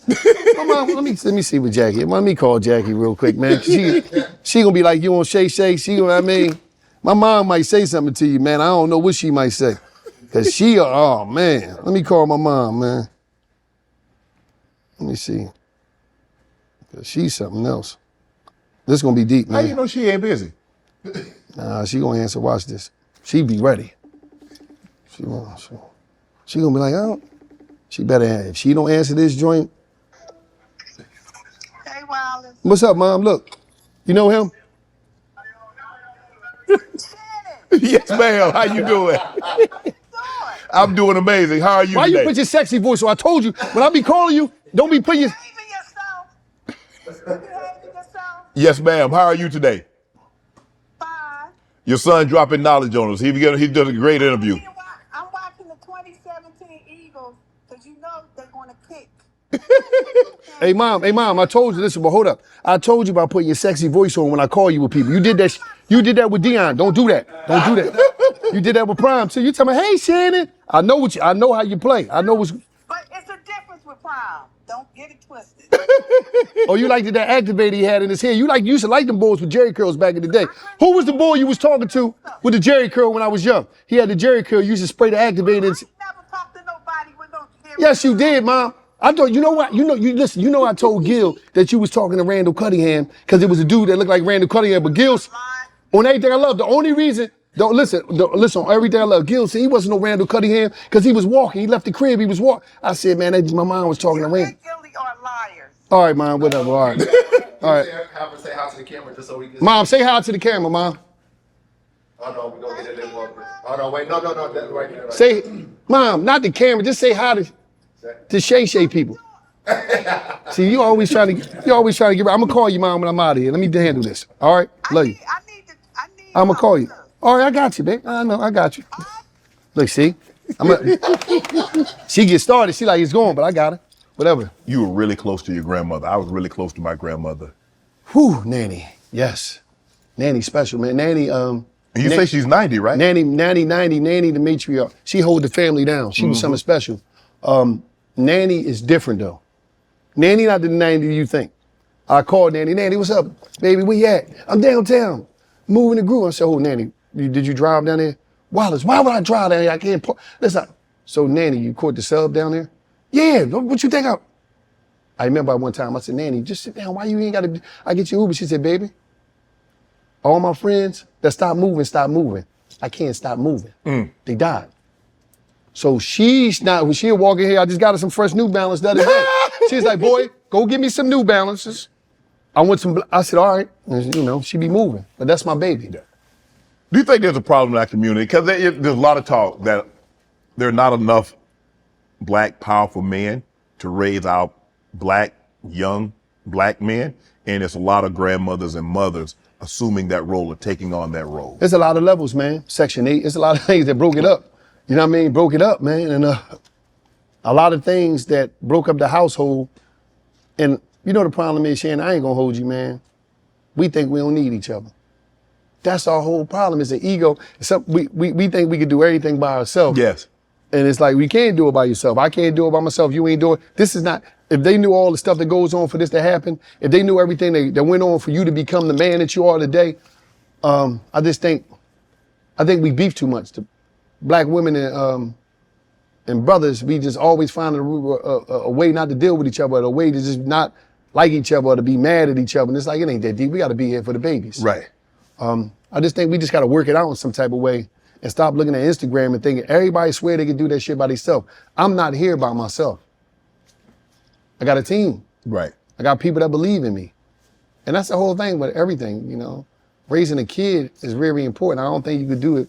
Nobody could do that by themselves, What led you to first become a juvie at 9? I think you first came in contact with the authorities at the age of 9. What did you do? Robbery, snatch some jewelry. I wanted to be a criminal because that's the only people that got respect in the neighborhood. Mm-hmm. I told you the story about, like, them the only people that got respect, the crime game. And when I seen people come on from the penitentiary, the love they was getting, it was like, damn. Like, they get more love than people that come on from college. So I needed to be somewhere in that ecosystem of dumb stuff. But I didn't understand what it was because I'm just a kid and I'm impressionable and I'm trying to be down. So at 9, you basically, now all of a sudden you're in juvie. Was that the first time? Was that the first 11. time? Yeah, that was the first time I was in juvie. That year, they sent me away for a year. But that was the first time, June 30th, 1990 was the first time I got arrested. You know what I mean? And it was a road that I never got. It was like I was being prepared each step for the penitentiary. Right. What do you remember about juvie? Because you're 11, you say you're 11, you go in for 5 years. So you got 5 years to think about. No, I ain't going for exactly 5. I did 5 in and out. In and out. Probation, like, you understand this.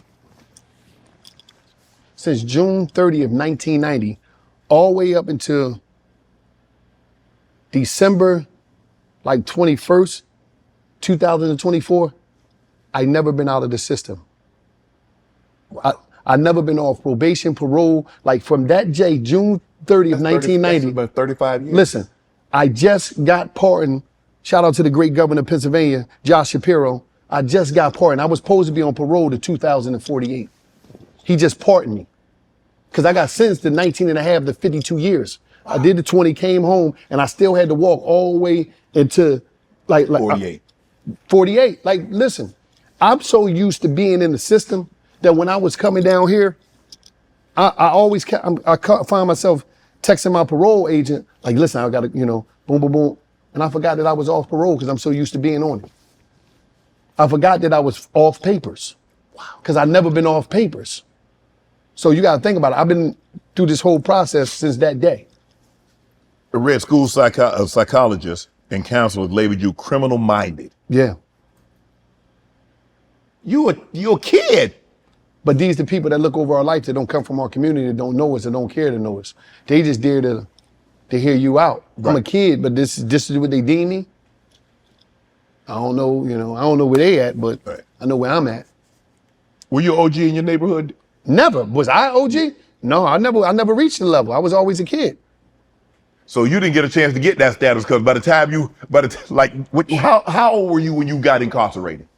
11, the first time. When you went to prison? When I went to prison, I was 17. They certified me as an adult. So what did you do? Armed robbery. So it wasn't enough to just snatch. You had to go in there with that piece. Yeah, because the piece changed the game. But my stepfather used to tell me from the jail, don't mess with that piece. It changed because that piece changed everything. Whoo, that piece changed everything, and that changed everything for me. But Shannon, it just was a lot. I wanted to be down, man. The average person in the street game want to be down, and they're afraid to be themselves. They not no leader. Everybody told me, you're not no leader. You ain't do shit. What did you start new? Crime been here before we existed. The average person is impressionable. I was impressionable. I wanted to be down.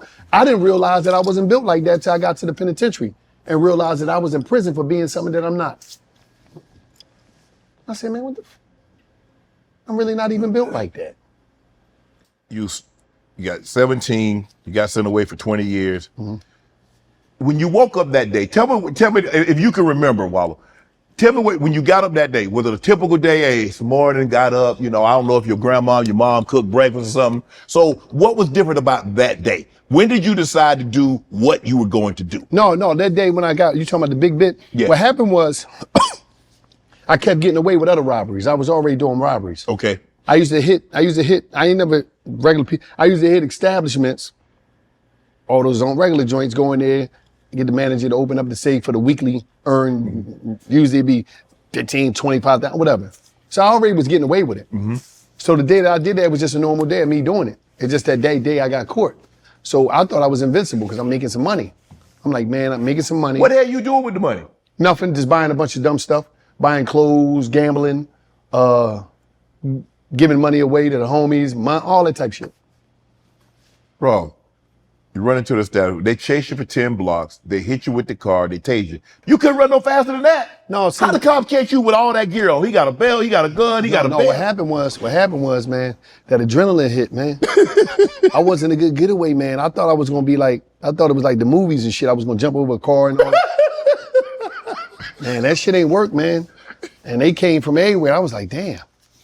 Like, where you come from? Cuffed me up, threw me in the joint. I was like, damn.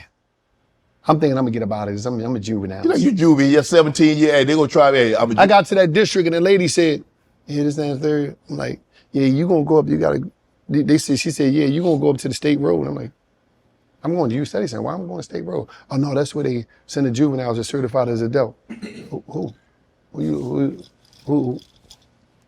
talking about? But where? Adult? I'm not no adult, I'm a kid. Now I'm a kid. Shit, my life changed that day. I said, oh shit, they sending me to the big house. But they put me with other juveniles, so I had to have a hearing to get decertified. When I go to get decertified, Denise Villetto, this was a habitual offender probation officer that I had my whole juvenile time. There's a certain unit, because I always got locked up. Right. She walked in that courtroom. Uh-oh. I think she was an FBI agent by then. And she talked about me in that courtroom like, yeah, I think the juvenile system can't serve him any good. I don't think he need to be going back that way. What? I was like, damn. Man, I went in that cell that day and cried, man. I was like, damn, I want to be a boy again, man. I want to be a kid again. He said, no, we're gonna deem you adult. And then I knew I was gonna get real prison time. That's when it got real, Shannon. Were you scared? Listen, I was shaking like a leaf in a windstorm.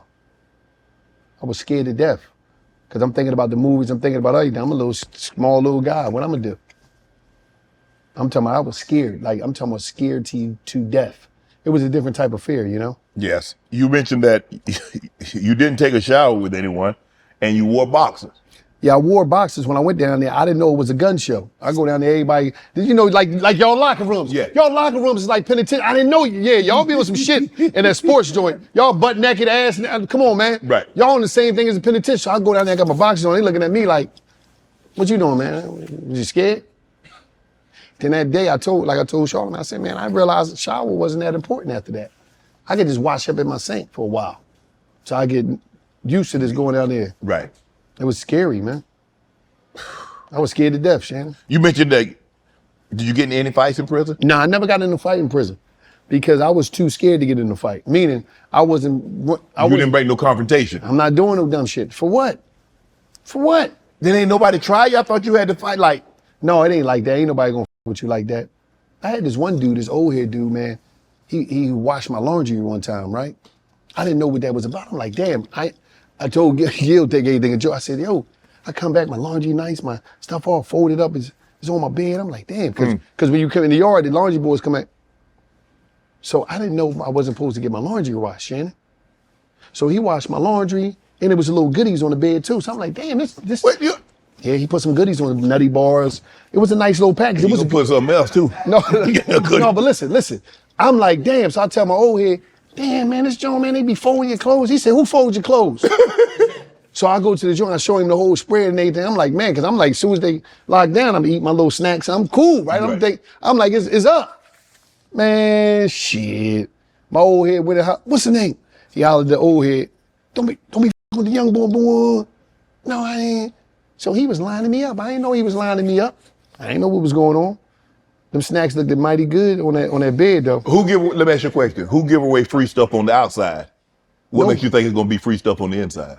Man, I wasn't thinking, man. I just was hungry. You good thing. Because I didn't even get the commissary yet because I'm waiting for the money to come from or get on my account. So I'm like, damn, I was gonna eat it though, but I'm glad I didn't. It's been over for you, bro. No, my old head probably got me, OG probably got me out of it, but it was crazy. You ever have beef with the guards?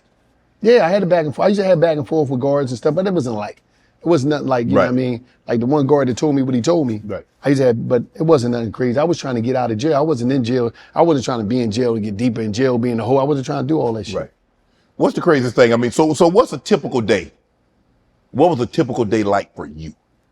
You get up at what time? I get up early in the morning, 5 o'clock, 6 o'clock? 4. I used to work in the kitchen. Okay. Late, especially later on in my time. By the time I get seasoned in prison, I'm getting up working, doing the morning breakfast. Before then I was doing the night dinner. But I just get up early, always get up early, go to the chow hall. At the chow hall, you go back, lock down, they run yard. After they run yard, y'all come back in, lock back down. You can come back in, shower, do whatever, after working out, lock back in, do count, lunch. After lunch, yard. After that, you come back in, shower, get ready for meal. They pass the meal around, lock down, do count, dinner time, come back, yard, block out, whatever. But usually in between that, somebody might get hit in the head with a weight, somebody might get stabbed, somebody might get raped, somebody might kill himself. There's multiple things that might happen in a day. And you seeing all this and you like, Lord. Yeah, when I first seen somebody get stabbed in the yard, I ran in the cell, and I was in the cell with a brother named Umar. He told me, man, you looking at this stuff with a naked mind, huh? I said, what you mean? So basically he educated me that I had to go insane in order to stay sane and to protect my mind in prison. And it was a blessing that he educated me about that, because now when I seen somebody getting stabbed, I didn't look at it like, damn, why he stabbed? I looked at it like, man, they got a problem. That's their business. Yeah. Keep walking. You became desensitized like that? You had to become. If I didn't, I'd have been done. my brain would have been cooked. Probably have been on medication. All the stuff I seen from looking at it from a naked eye, it'd have been different. Wow. So, the craziest person, are there crazy people in prison? Or, there's people that are like mentally, like they really need something, and there are people that pretend so you don't bother them or no one bothers them. I done seen people go in there that wasn't crazy, start getting on medication, and they be gone. I knew people that I knew personally on the streets get on medication, don't even know who you are no more, because a lot of people trying to escape the reality of life.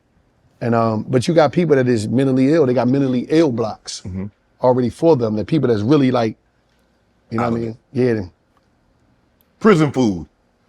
You said you worked in the kitchen. Yeah. So, what's a typical meal? For breakfast, what are you getting for breakfast?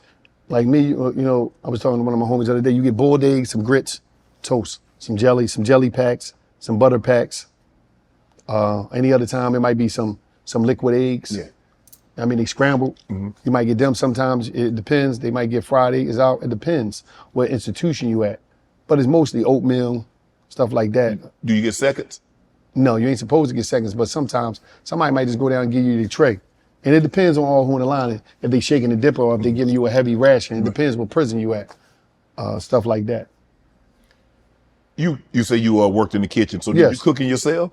Yeah, I cooked in my cell too, but I was a chef. I'm really a chef, like I'm a trained chef. Oh, you cook like now? You cook now? I cook now, I cook for myself. I went to culinary school. Shout out to Steve Daly from South Philly. He was my instructor. He was a chef in the Navy, and he taught me how to do my thing. And me and my homeboy, Psycho, from Uptown Philly, we used to be the night cooks in Greatest Fort Penitentiary. We used to be in there cooking a real meal. You gotta cook for 5,000 men. So you might, we got pounds and pounds and pounds and pounds and pounds of beef, big kettles, big paddles. I'm talking about. So you kept a little something for yourself to take back to the? Always. We could make something on the side. Right. And then I could make something in my cell. So it was, you know, I ate good. Did you get tattoos while you were in prison? No, I ain't get no tattoos while I was in prison. All my stuff I ain't mess with that. So while you were in prison, so you had a TV, you had a television in the room, Yes, you had a radio. Cable. When you're watching television, what do you dream about? What do you think about when you're watching television in your cell? I used to be watching Anthony Bourdain. I used to be thinking about traveling the world and just seeing everything, because I was like, damn, this dude used to be on drugs and everything, got his life together, he moving around. So I used to watch him like, yo, man. I said, man, I got to get out there. Right. I want to see the world, you know what I mean? That's what, and then I used to always watch the food channel. I mean, the travel channel, and they used to have the 100 best rap. So I used to be looking at food like, damn. You know what I mean? Right. But it was about, you know, getting out, being with your family and just seeing life. Do you have pen pals? Did you have girlfriends that write you letters? Man, listen, I was on Friends Beyond the Wall, meetinmate.com. I was on all them joints, man. Did anybody come see you? No, they ain't come see me, but they'll send me books. We'd be writing love letters back and forth, lying to each other. Did you see any of them once you got out? No, because it'd be like this. You'll put a picture up there, right? And then a lot of times, this before catfish was catfish. Okay. Somebody catfish you because they never see your picture sometimes. You don't know who you writing, right? So I'm in Pennsylvania prison. They'll put you in a joint, meet an inmate, or because you'll pay, take the money off your books. You write a little bio. My name Mike. My favorite color is blue. I like horseback riding. I like to listen to the whispers. Like this, was right in choice, right? So so what happened is, you would send the picture off and the money, and they'd put you on the and then people would just be searching it. And then you might be talking to, you in Pennsylvania, you might be talking to a woman from Portland, she'd write you. And then you had to, you know what I mean, you had some dudes that'd be on there, they'd get a picture of one of these dudes, pay a dude in the yard, one of these husky, muscled up, Rigo Suave boy, let me get a picture, man, I'll pay you. They'd send that picture, and all the women would be writing them, and they'd be, you know, doing anything off that. It was deep. Did you ever see or hear or notice that the inmates having sex with women, female guards? I did. I had. You did? Without a doubt. Come on. I had my shot. I ain't talk about the facility, but I had a shot, and it was great. So once you did that one time? No, it was a couple times, but nasty rascal. What I supposed to do? I was shaking the dice my whole bit. What I supposed to do? How'd she look? She look good? She was all right. She was all right. You reach out once you got out? It got a little rough. It got a little crazy, but it's all, you know. It's, Yeah. She had a man, didn't she? something like that. I know. I knew it. Yeah, you didn't think she did. Well, she was running up in there. She made sure I was solid. Hello, it's your favorite Unc Shannon Sharpe here, and I'm a Rose Sparks sponsor. Women can sense confidence in how sexy they think it is. Therefore, worrying about an erection can affect your swag in the bedroom. Spontaneous sex can be hot and exciting. Men, you can feel like a superhero when you get hard fast in those situations. Rose Sparks are a 2-in-1 prescription treatment for stronger, harder erections. They hit the bloodstream faster because they dissolve under your tongue. And getting hard faster means more sex. After they dissolve, they work in about 15 minutes on average. Rose Sparks connects guys with a medical provider 100% online. So there's no awkward conversation. In-person providers, if approved, treatment ships directly to your door. If prescribed, new sexual health patients get $15 off Rose Sparks' reoccurring plan. Connect a provider with ro.co/Shay Shay to find out if prescription Rose Sparks are right for you. That's ro.co/Shay Shay for $15 off your first order. Compounded drugs are permitted to be provided under federal law, but are not FDA approved and do not undergo FDA safety effectiveness or manufacturing reviews. For full safety info, go to ro.co/safety info. Did Gillie used to bring women to prison? He brung somebody for me one time, and I ain't even know. Conjugal visit? No. So listen, we had this one spot, and he brung somebody there. She had his dress on, right? But we kicking it. I'm so excited to see him. We kicking it so much. He don't really tell me until like the end of the visit. Like, damn man, you know that? Because it was like they'll let you go up in the porta potties. Yeah. Busy real quick. Really? It wasn't like you supposed to. You know the game. But you had to shoot him a little something. Yeah, he tell me, yo man, you know that? I'm like, nigga, why you telling me it's almost over now? The joint. The porta potty. You should have led off with that. Hey, Wallo. She hit me. Yeah, it was crazy. He did that. He did it.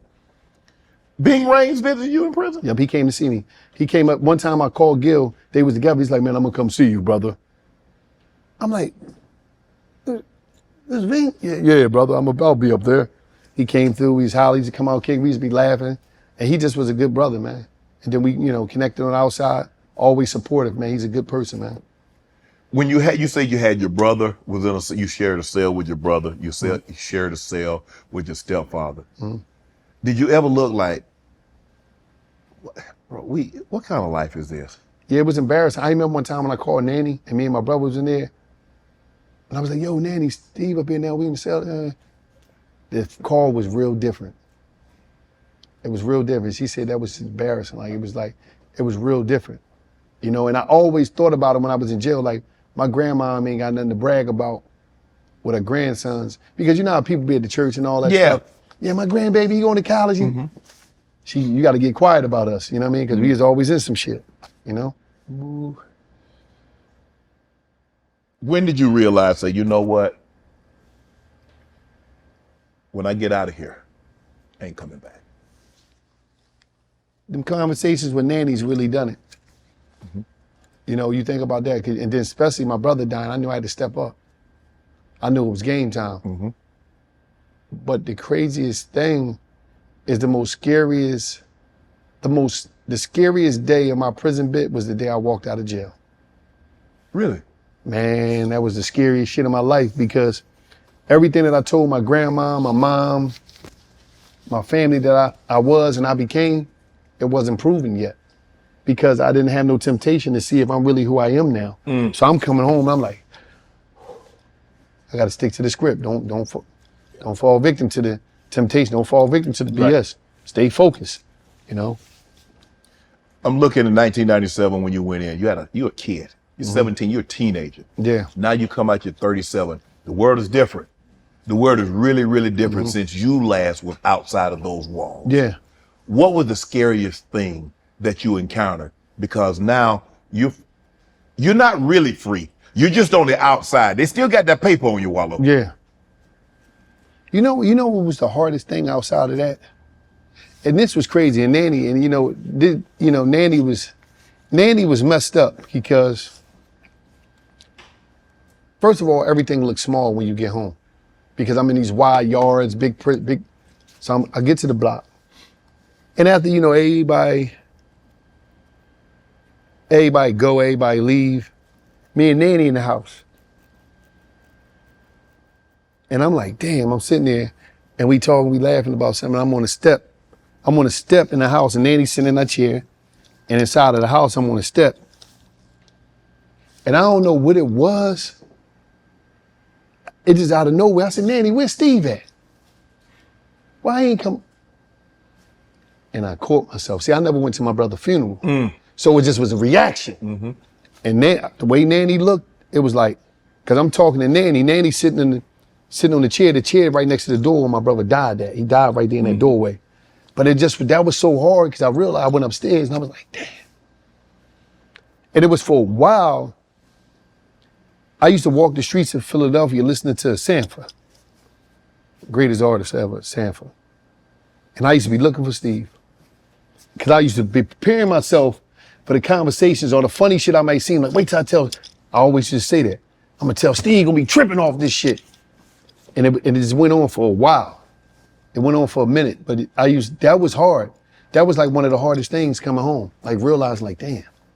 Cause I'm so used to him and this dude was funny. He was a nut. I'm talking about, you think Gil's a nut? They like right on night and day, like there's always on some crazy shit. Right. Straight up would say all types of shit. Like he was crazy. So, but that was like the hardest thing. Everything else was like, I had a supportive agent Krulak. I had a supportive parole agent. It was crazy. I never knew somebody would believe in the person. Like she's like, I'm not worrying about you. I got a caseload. I got other people I really got to worry about. You ain't gonna be no problem. She just told me that shit out of nowhere. I'm like, damn it. And anything I wanted to do, anytime I wanted to travel, she supported me. Wow. I'm talking about, she had my picture when I got on the Philadelphia Daily News front page. I went in her office one time, she had my picture on the wall, that art. She's like, you gonna do great. I've been looking for her for years, I can't find her. I think she moved somewhere as supervisor, but she was that. How difficult was it for you to get reintegrated into society after being away for 2 decades? 2013 and 14, I had a cell phone. That's when I first started Wallo267 Instagram and a joint. So that helped me see the world for a year straight, like 18 months or some shit. So, but I wound up getting caught, got a charge for that. They added some time to me, but they ran it concurrent. But that helped me see the world, so it prepared me a lot to see what was out here. But one thing that I seen that was out here, I said, man, people out there playing games. And I realized from that cell phone, looking at social media and everything, there's more people in prison than it is in prison on the free world. People's minds wasn't expanded. I said, I'm gonna kill them when I get out here. Because I always thought about my content and what I was gonna do, because I already had a social media page. And I remember I used to be in the yard talking to people, and I was a part of a brotherhood called Real Street Talk. Shout out to them brothers in Greatest for Prison, where we would talk to the inmates when they first come in, that's coming in, and basically give them a real street talk about, listen, man, make this your last time in the joint, boom, boom, boom, with some good brothers. Shannon, Ike, Shakur, Sharif, a bunch of just good brothers. And I was a part of that, Brother Rob X, Hick, and I was a part of that, and I was so used to talking to people. So when I got on Instagram, I was like, I'm gonna just do my thing on air. Right. But I knew I was gonna do it different. I'm gonna run across the street when I do it. I'm gonna lay on the ground, had ketchup on my head like I got shot, and I'm gonna do it. Because it's a battle of the timeline. When I'm in jail looking at the time, I'm like, oh, so you only look at this person because she butt naked. You look at him because he a rapper. You look at him because he an athlete. This one because he got money and jewelry. But we're the regular people connecting with the regular human connection. So I got to battle with all this shit. I got you. I'm gonna run across this Westway, have my tripod right here in my phone. I'm gonna do you're gonna think you see the 18 wheel cup. I knew I had to do different type of content with my messaging, but I had some great messaging. I said I got the different departments on my page. I got the messaging, I got the marketing side where I advertise businesses, then I got the speaking branch where I do speaking again. So I'm looking at that joint, I'm gonna build a business all this. When you're on probation, what are some of the things that Parole. Parole. What are some of the things that you can't do? You're not supposed to be around felons. Okay. Sometimes your family might be felons. You ain't supposed to be around drugs and all that. So me, it was a thin line because I'm like, damn, I'm playing by the book, best way I can. Cause you know, Gil's smoking that good weed all day. So I said, okay. At the same time, I said, you know, I gotta make sure I got a marijuana card. So I could be a lot, you know, it was a lot of things, you know, but I always had parole officers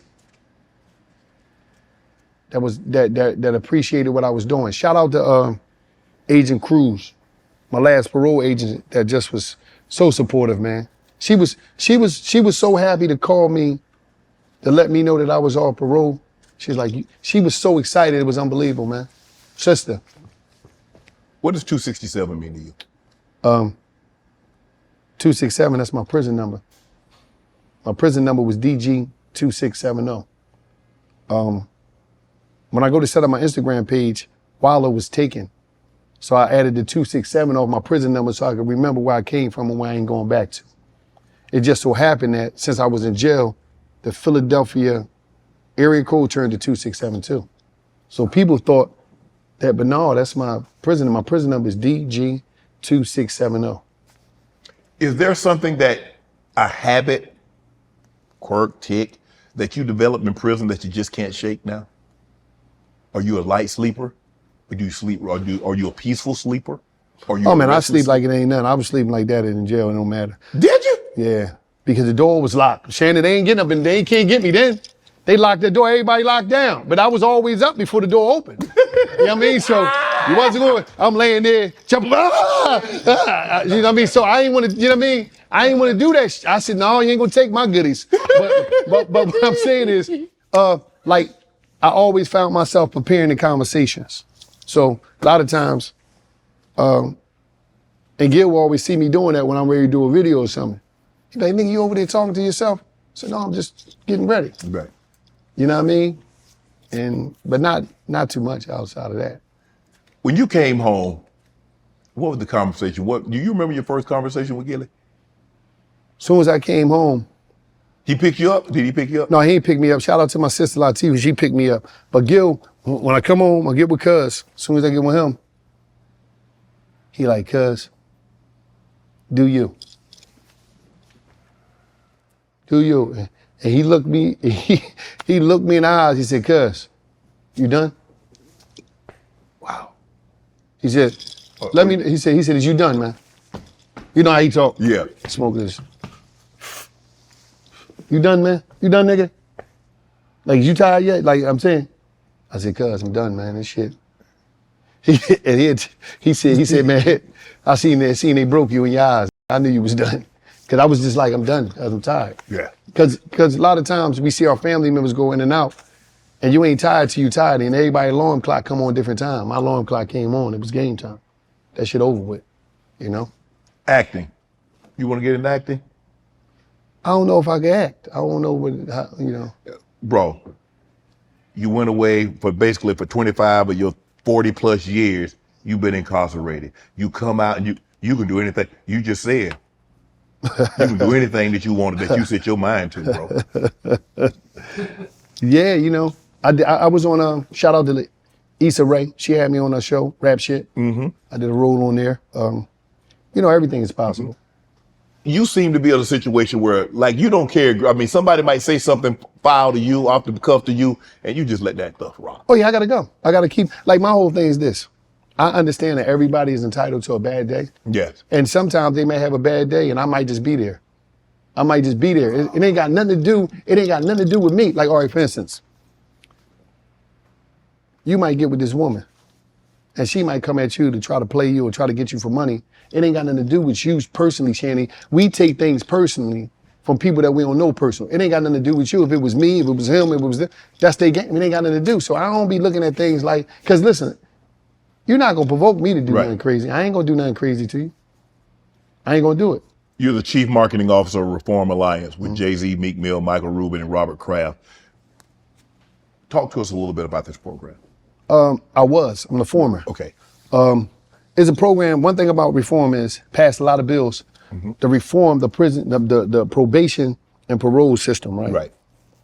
And a lot of people is on probation and parole. Let me tell you something about this. I could be on probation and parole and it's hard for me to find a job. They'll send me back. I might have a dirty on, they'll send me back. I'm talking about technical violations. Right. I didn't catch no new case. The police ain't locked me up.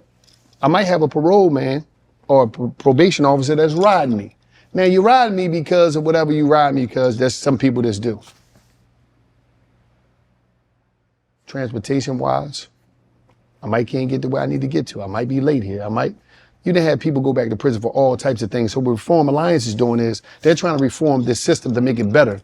That people is not going back to jail based off a technical violation. Okay. And that's what it's about, man. And they doing a great job.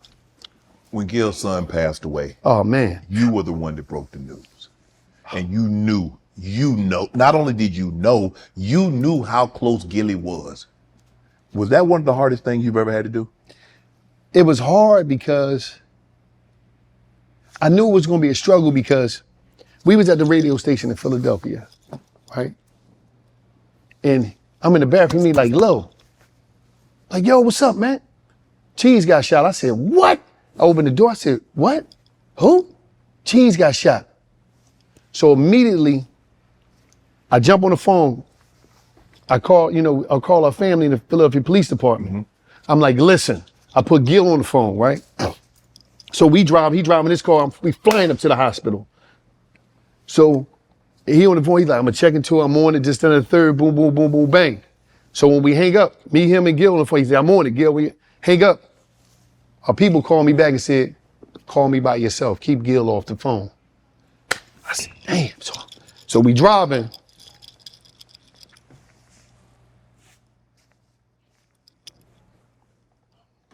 We get to the hospital. So we in the hospital. Gil there, Cheese mom there, everybody up there. Bunch of the homies there. I had my phone going vibrate. People call me, he said, listen, he ain't make it. So I'm like this. I put the phone down, put it in my pocket. I attempted to walk out of the emergency room.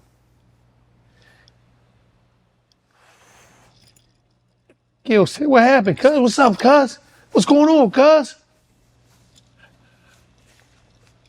And I'm walking, and he keep following me.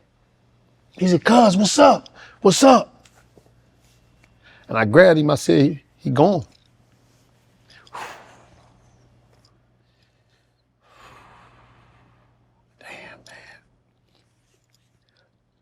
That was the most craziest shit I ever had to do.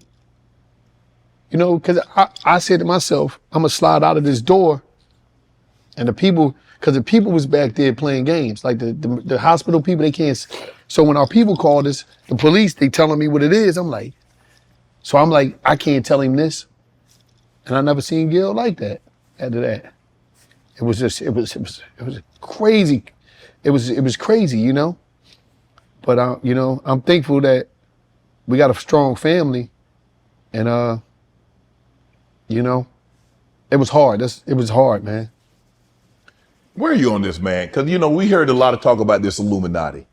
And when Gilly lost his son, people were like, well, he had to sacrifice his son because that's why he came into all this. I mean, why people say bull jive like that, Wallo?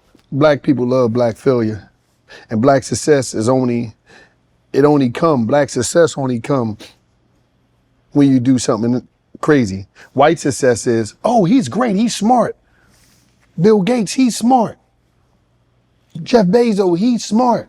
Elon Musk, he's smart. You black? You sold your soul.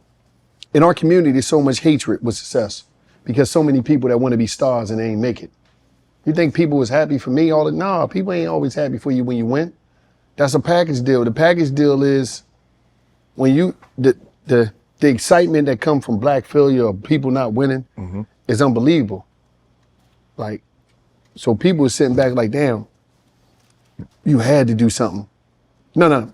Shannon had to do some shit all because you gave up on your dreams and you abandoned your dreams and you ain't strong enough to be next level. So you don't even believe that it's possible. A lot of our people don't believe that they could be millionaires. They don't believe that this shit is possible. They don't even believe that shit. They believe the only way you get to the next level is you go in some magical room. I ain't never seen them joints yet. I haven't either. I never seen the parties and none of that shit. I just know hard work will pay off because, You put the hard work in, God gonna bless you. But a lot of people don't believe that shit. So certain conversations, they don't believe. Like I had a conversation on Gilbert Arenas podcast. And I said, you can make basketball contracts damn near 100 million off of sitting behind the screen. This, that, and the third. It's a new game. This, that, and the third. So he understand that. Me and Gilbert understand that. Yes. You probably understand that. But one of the homies called me. He was arguing in the barbershop. Like, yo, he be tripping. Wallo say anything. I said, he said, damn, man, I'm trying to take FaceTime. I said, no, it's not my job to check them. They not in this world, so they don't understand the mechanics of that. Correct. People don't know, just know how to say, damn, I didn't know that was going on, or damn, I don't know that world. It's hard for people to see farther than what they can touch. Yo, and a lot of times, it's hard for people to understand. It's painful to see that, damn, Gillie and Wallo making all that money just being them. That's hard. They ain't no football players, they ain't no actors, they just them. That's hard. So, you know, shit like that come. What's your NFL and basketball teams? Who you root for? Whoever wins, but I'm gonna tell you this. I'm gonna say this. This year, my favorite player in the world is Saquon Barkley. And you know what? It's a little crazy. He called you bandwagon. He said, I was a little shocked there. I'm like, damn, man, you my favorite player. What type of, why would you? You a favorite player now. No, I'm gonna say this. This is the first time in the history of life that I spent a whole season rooting for a team. You see what I'm saying? Like, I never do that. I bounce, playoffs, I go back and forth, you know what I mean? But that's my team. They my team. Boston Celtics my team right now. We won last year. What you mean right now? We won. I told. What you mean we? Nephew, Tay. You live in Philly. Tay. I told my nephew, don't act up. You know how I get. Y'all get goofy, I'll leave. No, you gotta earn. No, listen. You gotta earn for me to be a fan. That's loser shit. How do y'all people be staying with these teams and they don't win? I don't understand that shit. I told Dave and them that. I said, y'all are losers. Fuck is y'all? Dave told me, Wallo, you got a new team all the time. I said, Dave, y'all losers. Holding on to teams that's disappoint y'all. I'm not dealing with that shit. I move around. Talk about your relationship with Coach Prime. You've got a very good relationship, very close relationship with Coach Prime. Coach Prime don't let a whole lot of people in his circle. I'm one of the first people in the world that Coach Prime told that he was going to, it was a Super Bowl Atlanta. Mm-hmm. Me and him came, we had a talk on my show, Where's Wallo? But on the side, I'm one of the first people he told that he was coaching. I said, Coach, if you coach, because it was another team, I said, me and Gil coming Weber. He said, my dogs. You know, he talked, my dogs. And when he got Jackson Stage on, he FaceTime me and Gil. He said, man, you know I'm going down to Jackson.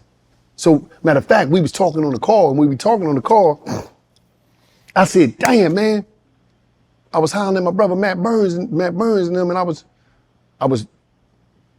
trying to get him a deal at Barstool. Right. That didn't go through, whatever, because they had other things going on. So I'm telling Prime, I'm like, damn, man, Prime said, what? Give me a show over there, dog. I called Dave. Yo, Dave, listen. I think you need to talk to Prime. He said, what Prime? Deion Sanders, Prime time. Oh, he want to do an interview with? No, he trying to get a show. He trying. Get the out of here, Wallo, man. Get out of here. Prime time, Deion? I said, yeah. I said, hold on, let me merge him in. Whoop, whoop, whoop. Put him in. Erica Nardini, listen, Prime, whoop, whoop. Put him on. Next day, Erica called me. He said, I'm on the jet right now. I'm going to see Prime right now. Got the deal done. In the process of that getting done, he said, Jackson, you got to take like 5 planes to get to Jackson, Mississippi, man. You do. Yes. We get down Jackson, right? So when we get down there, all type of shit happened. The water not working, Prime and the kids in the pool, had to wash up in the pool, all this type of stuff. You getting real though. Prime say, it's a job, dog. I got to do it though, man. I got to take care of these kids down here, man. Yeah. I'm talking about the locker room was horrific. Everything was, Prime took his own pocket, called some friends up, got it done. We going down the A game. Every time we going down there many times possible.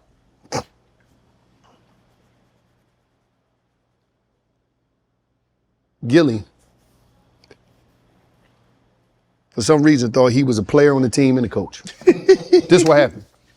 So we on the sideline.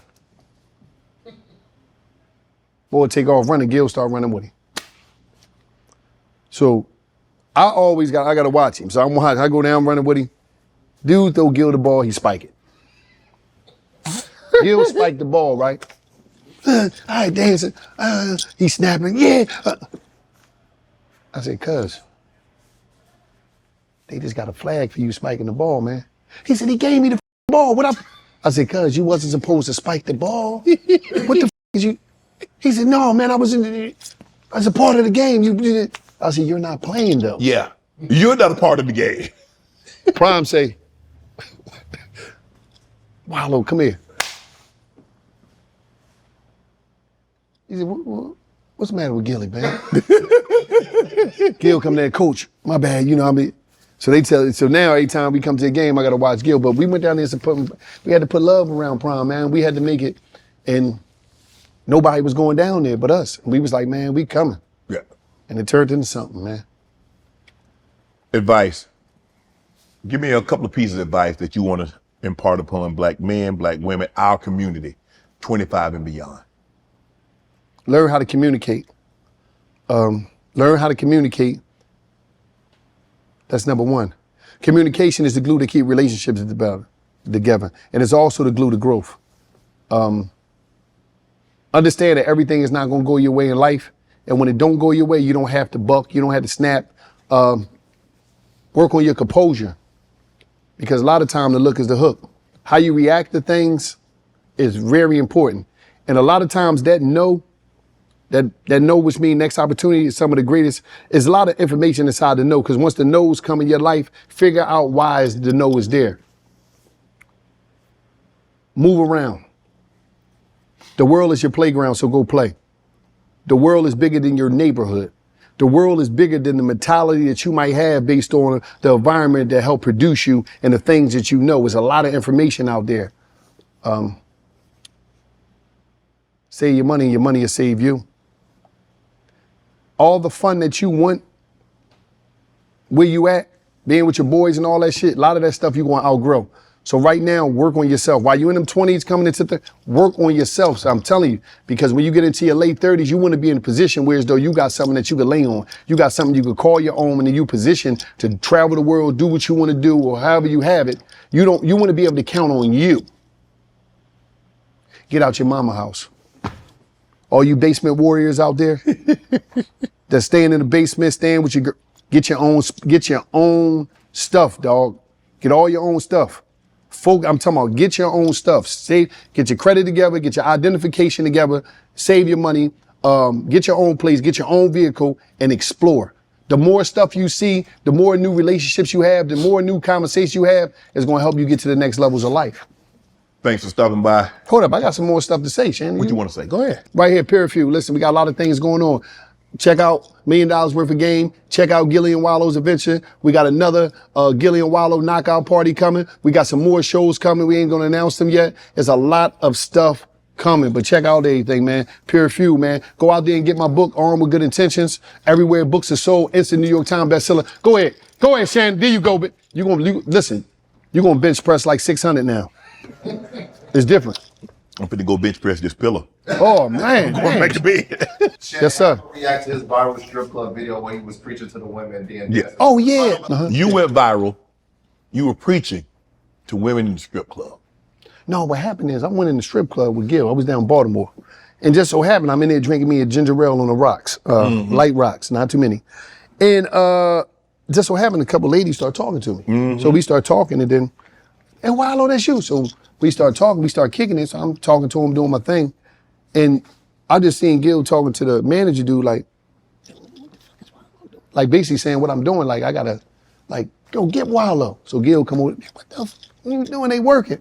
No, we was just having a conversation. Right. I'm just in there having a conversation about life, about next levels and just stuff like that. That's the right time to have that conversation? They wanted to have it. I was minding my business. Cause I wasn't there throwing no dollars and none of that. I was chilling. You know what I mean? Matter of fact, the one girl paid for my ginger ale. So I don't know what was going on. I just was in there minding my business. Got kicked out of the strip club because I was having a conversation. I thought you supposed to go there to have conversations. That ain't what you're supposed to go do. That's what happened. I had a conversation about 7 dancers. Yeah, it was a great night. And then he went viral for picking a girl up doing a rough and rowdy Oh yeah. match. Bro, What's going through your mind? I mean, you talking about Gilly spiking the ball, bro. I mean, in this boxing match. I mean, bro, what's going through your mind when you picked the young lady up? No, see, what happened was, let me break that every down. time is what happened. See, what happened is I was minding my business. You always minding your business. So when she came over there and she was doing some dancing, so me back in the day, they used to call me DM. This before the DM dancing machine. Yeah, okay. So it just hit in my mind. Next thing you know, she was in the air. Just throw the girl in the air and spin it like you just don't care. So I got flashbacks of back in the day and it was on. I thought I was at a block party. You know what I mean? I'm just doing my thing. Throw your hands in the air. No, it was throw the girl in the air and wave her like and spin her like you just don't care. So I spun her, grabbed her, threw her back up. It was. I missed that version of the song. No, that was the remix. I did it myself. It was in my mind. But it is what it is, man. And the final thing, when you was in prison, who was your celebrity crush? Everybody that's on the outside. Pinky was my celebrity crush. I actually met her. Pinky? The porn star. She was on my wall. I don't know Pinky. You knew Pinky. You met him with the pink hair, man. You knew the other girl. What's that one girl? He said, that girl? I said, man, he knows something. What girl? The one girl with the short hair, man. The star. She was come on, Shannon. You know that. I don't know, man. You know me. I'm old country boy, man. I just stay to myself. I like this. That's the one. Them. They dangerous. Them boys dangerous. Thank you for stopping by, bro. Much Wallo. love, bro. Appreciate you, man. Thank you, man. Appreciate you. Appreciate y'all, man. All my life, been grinding all my life. Sacrifice, hustle paid the price. Want a slice, got to roll the dice. That's why all my life, I've been grinding all my life. Look, all my life, been grinding all my life. Sacrifice, hustle paid the price. Want a slice, got to roll the dice. That's why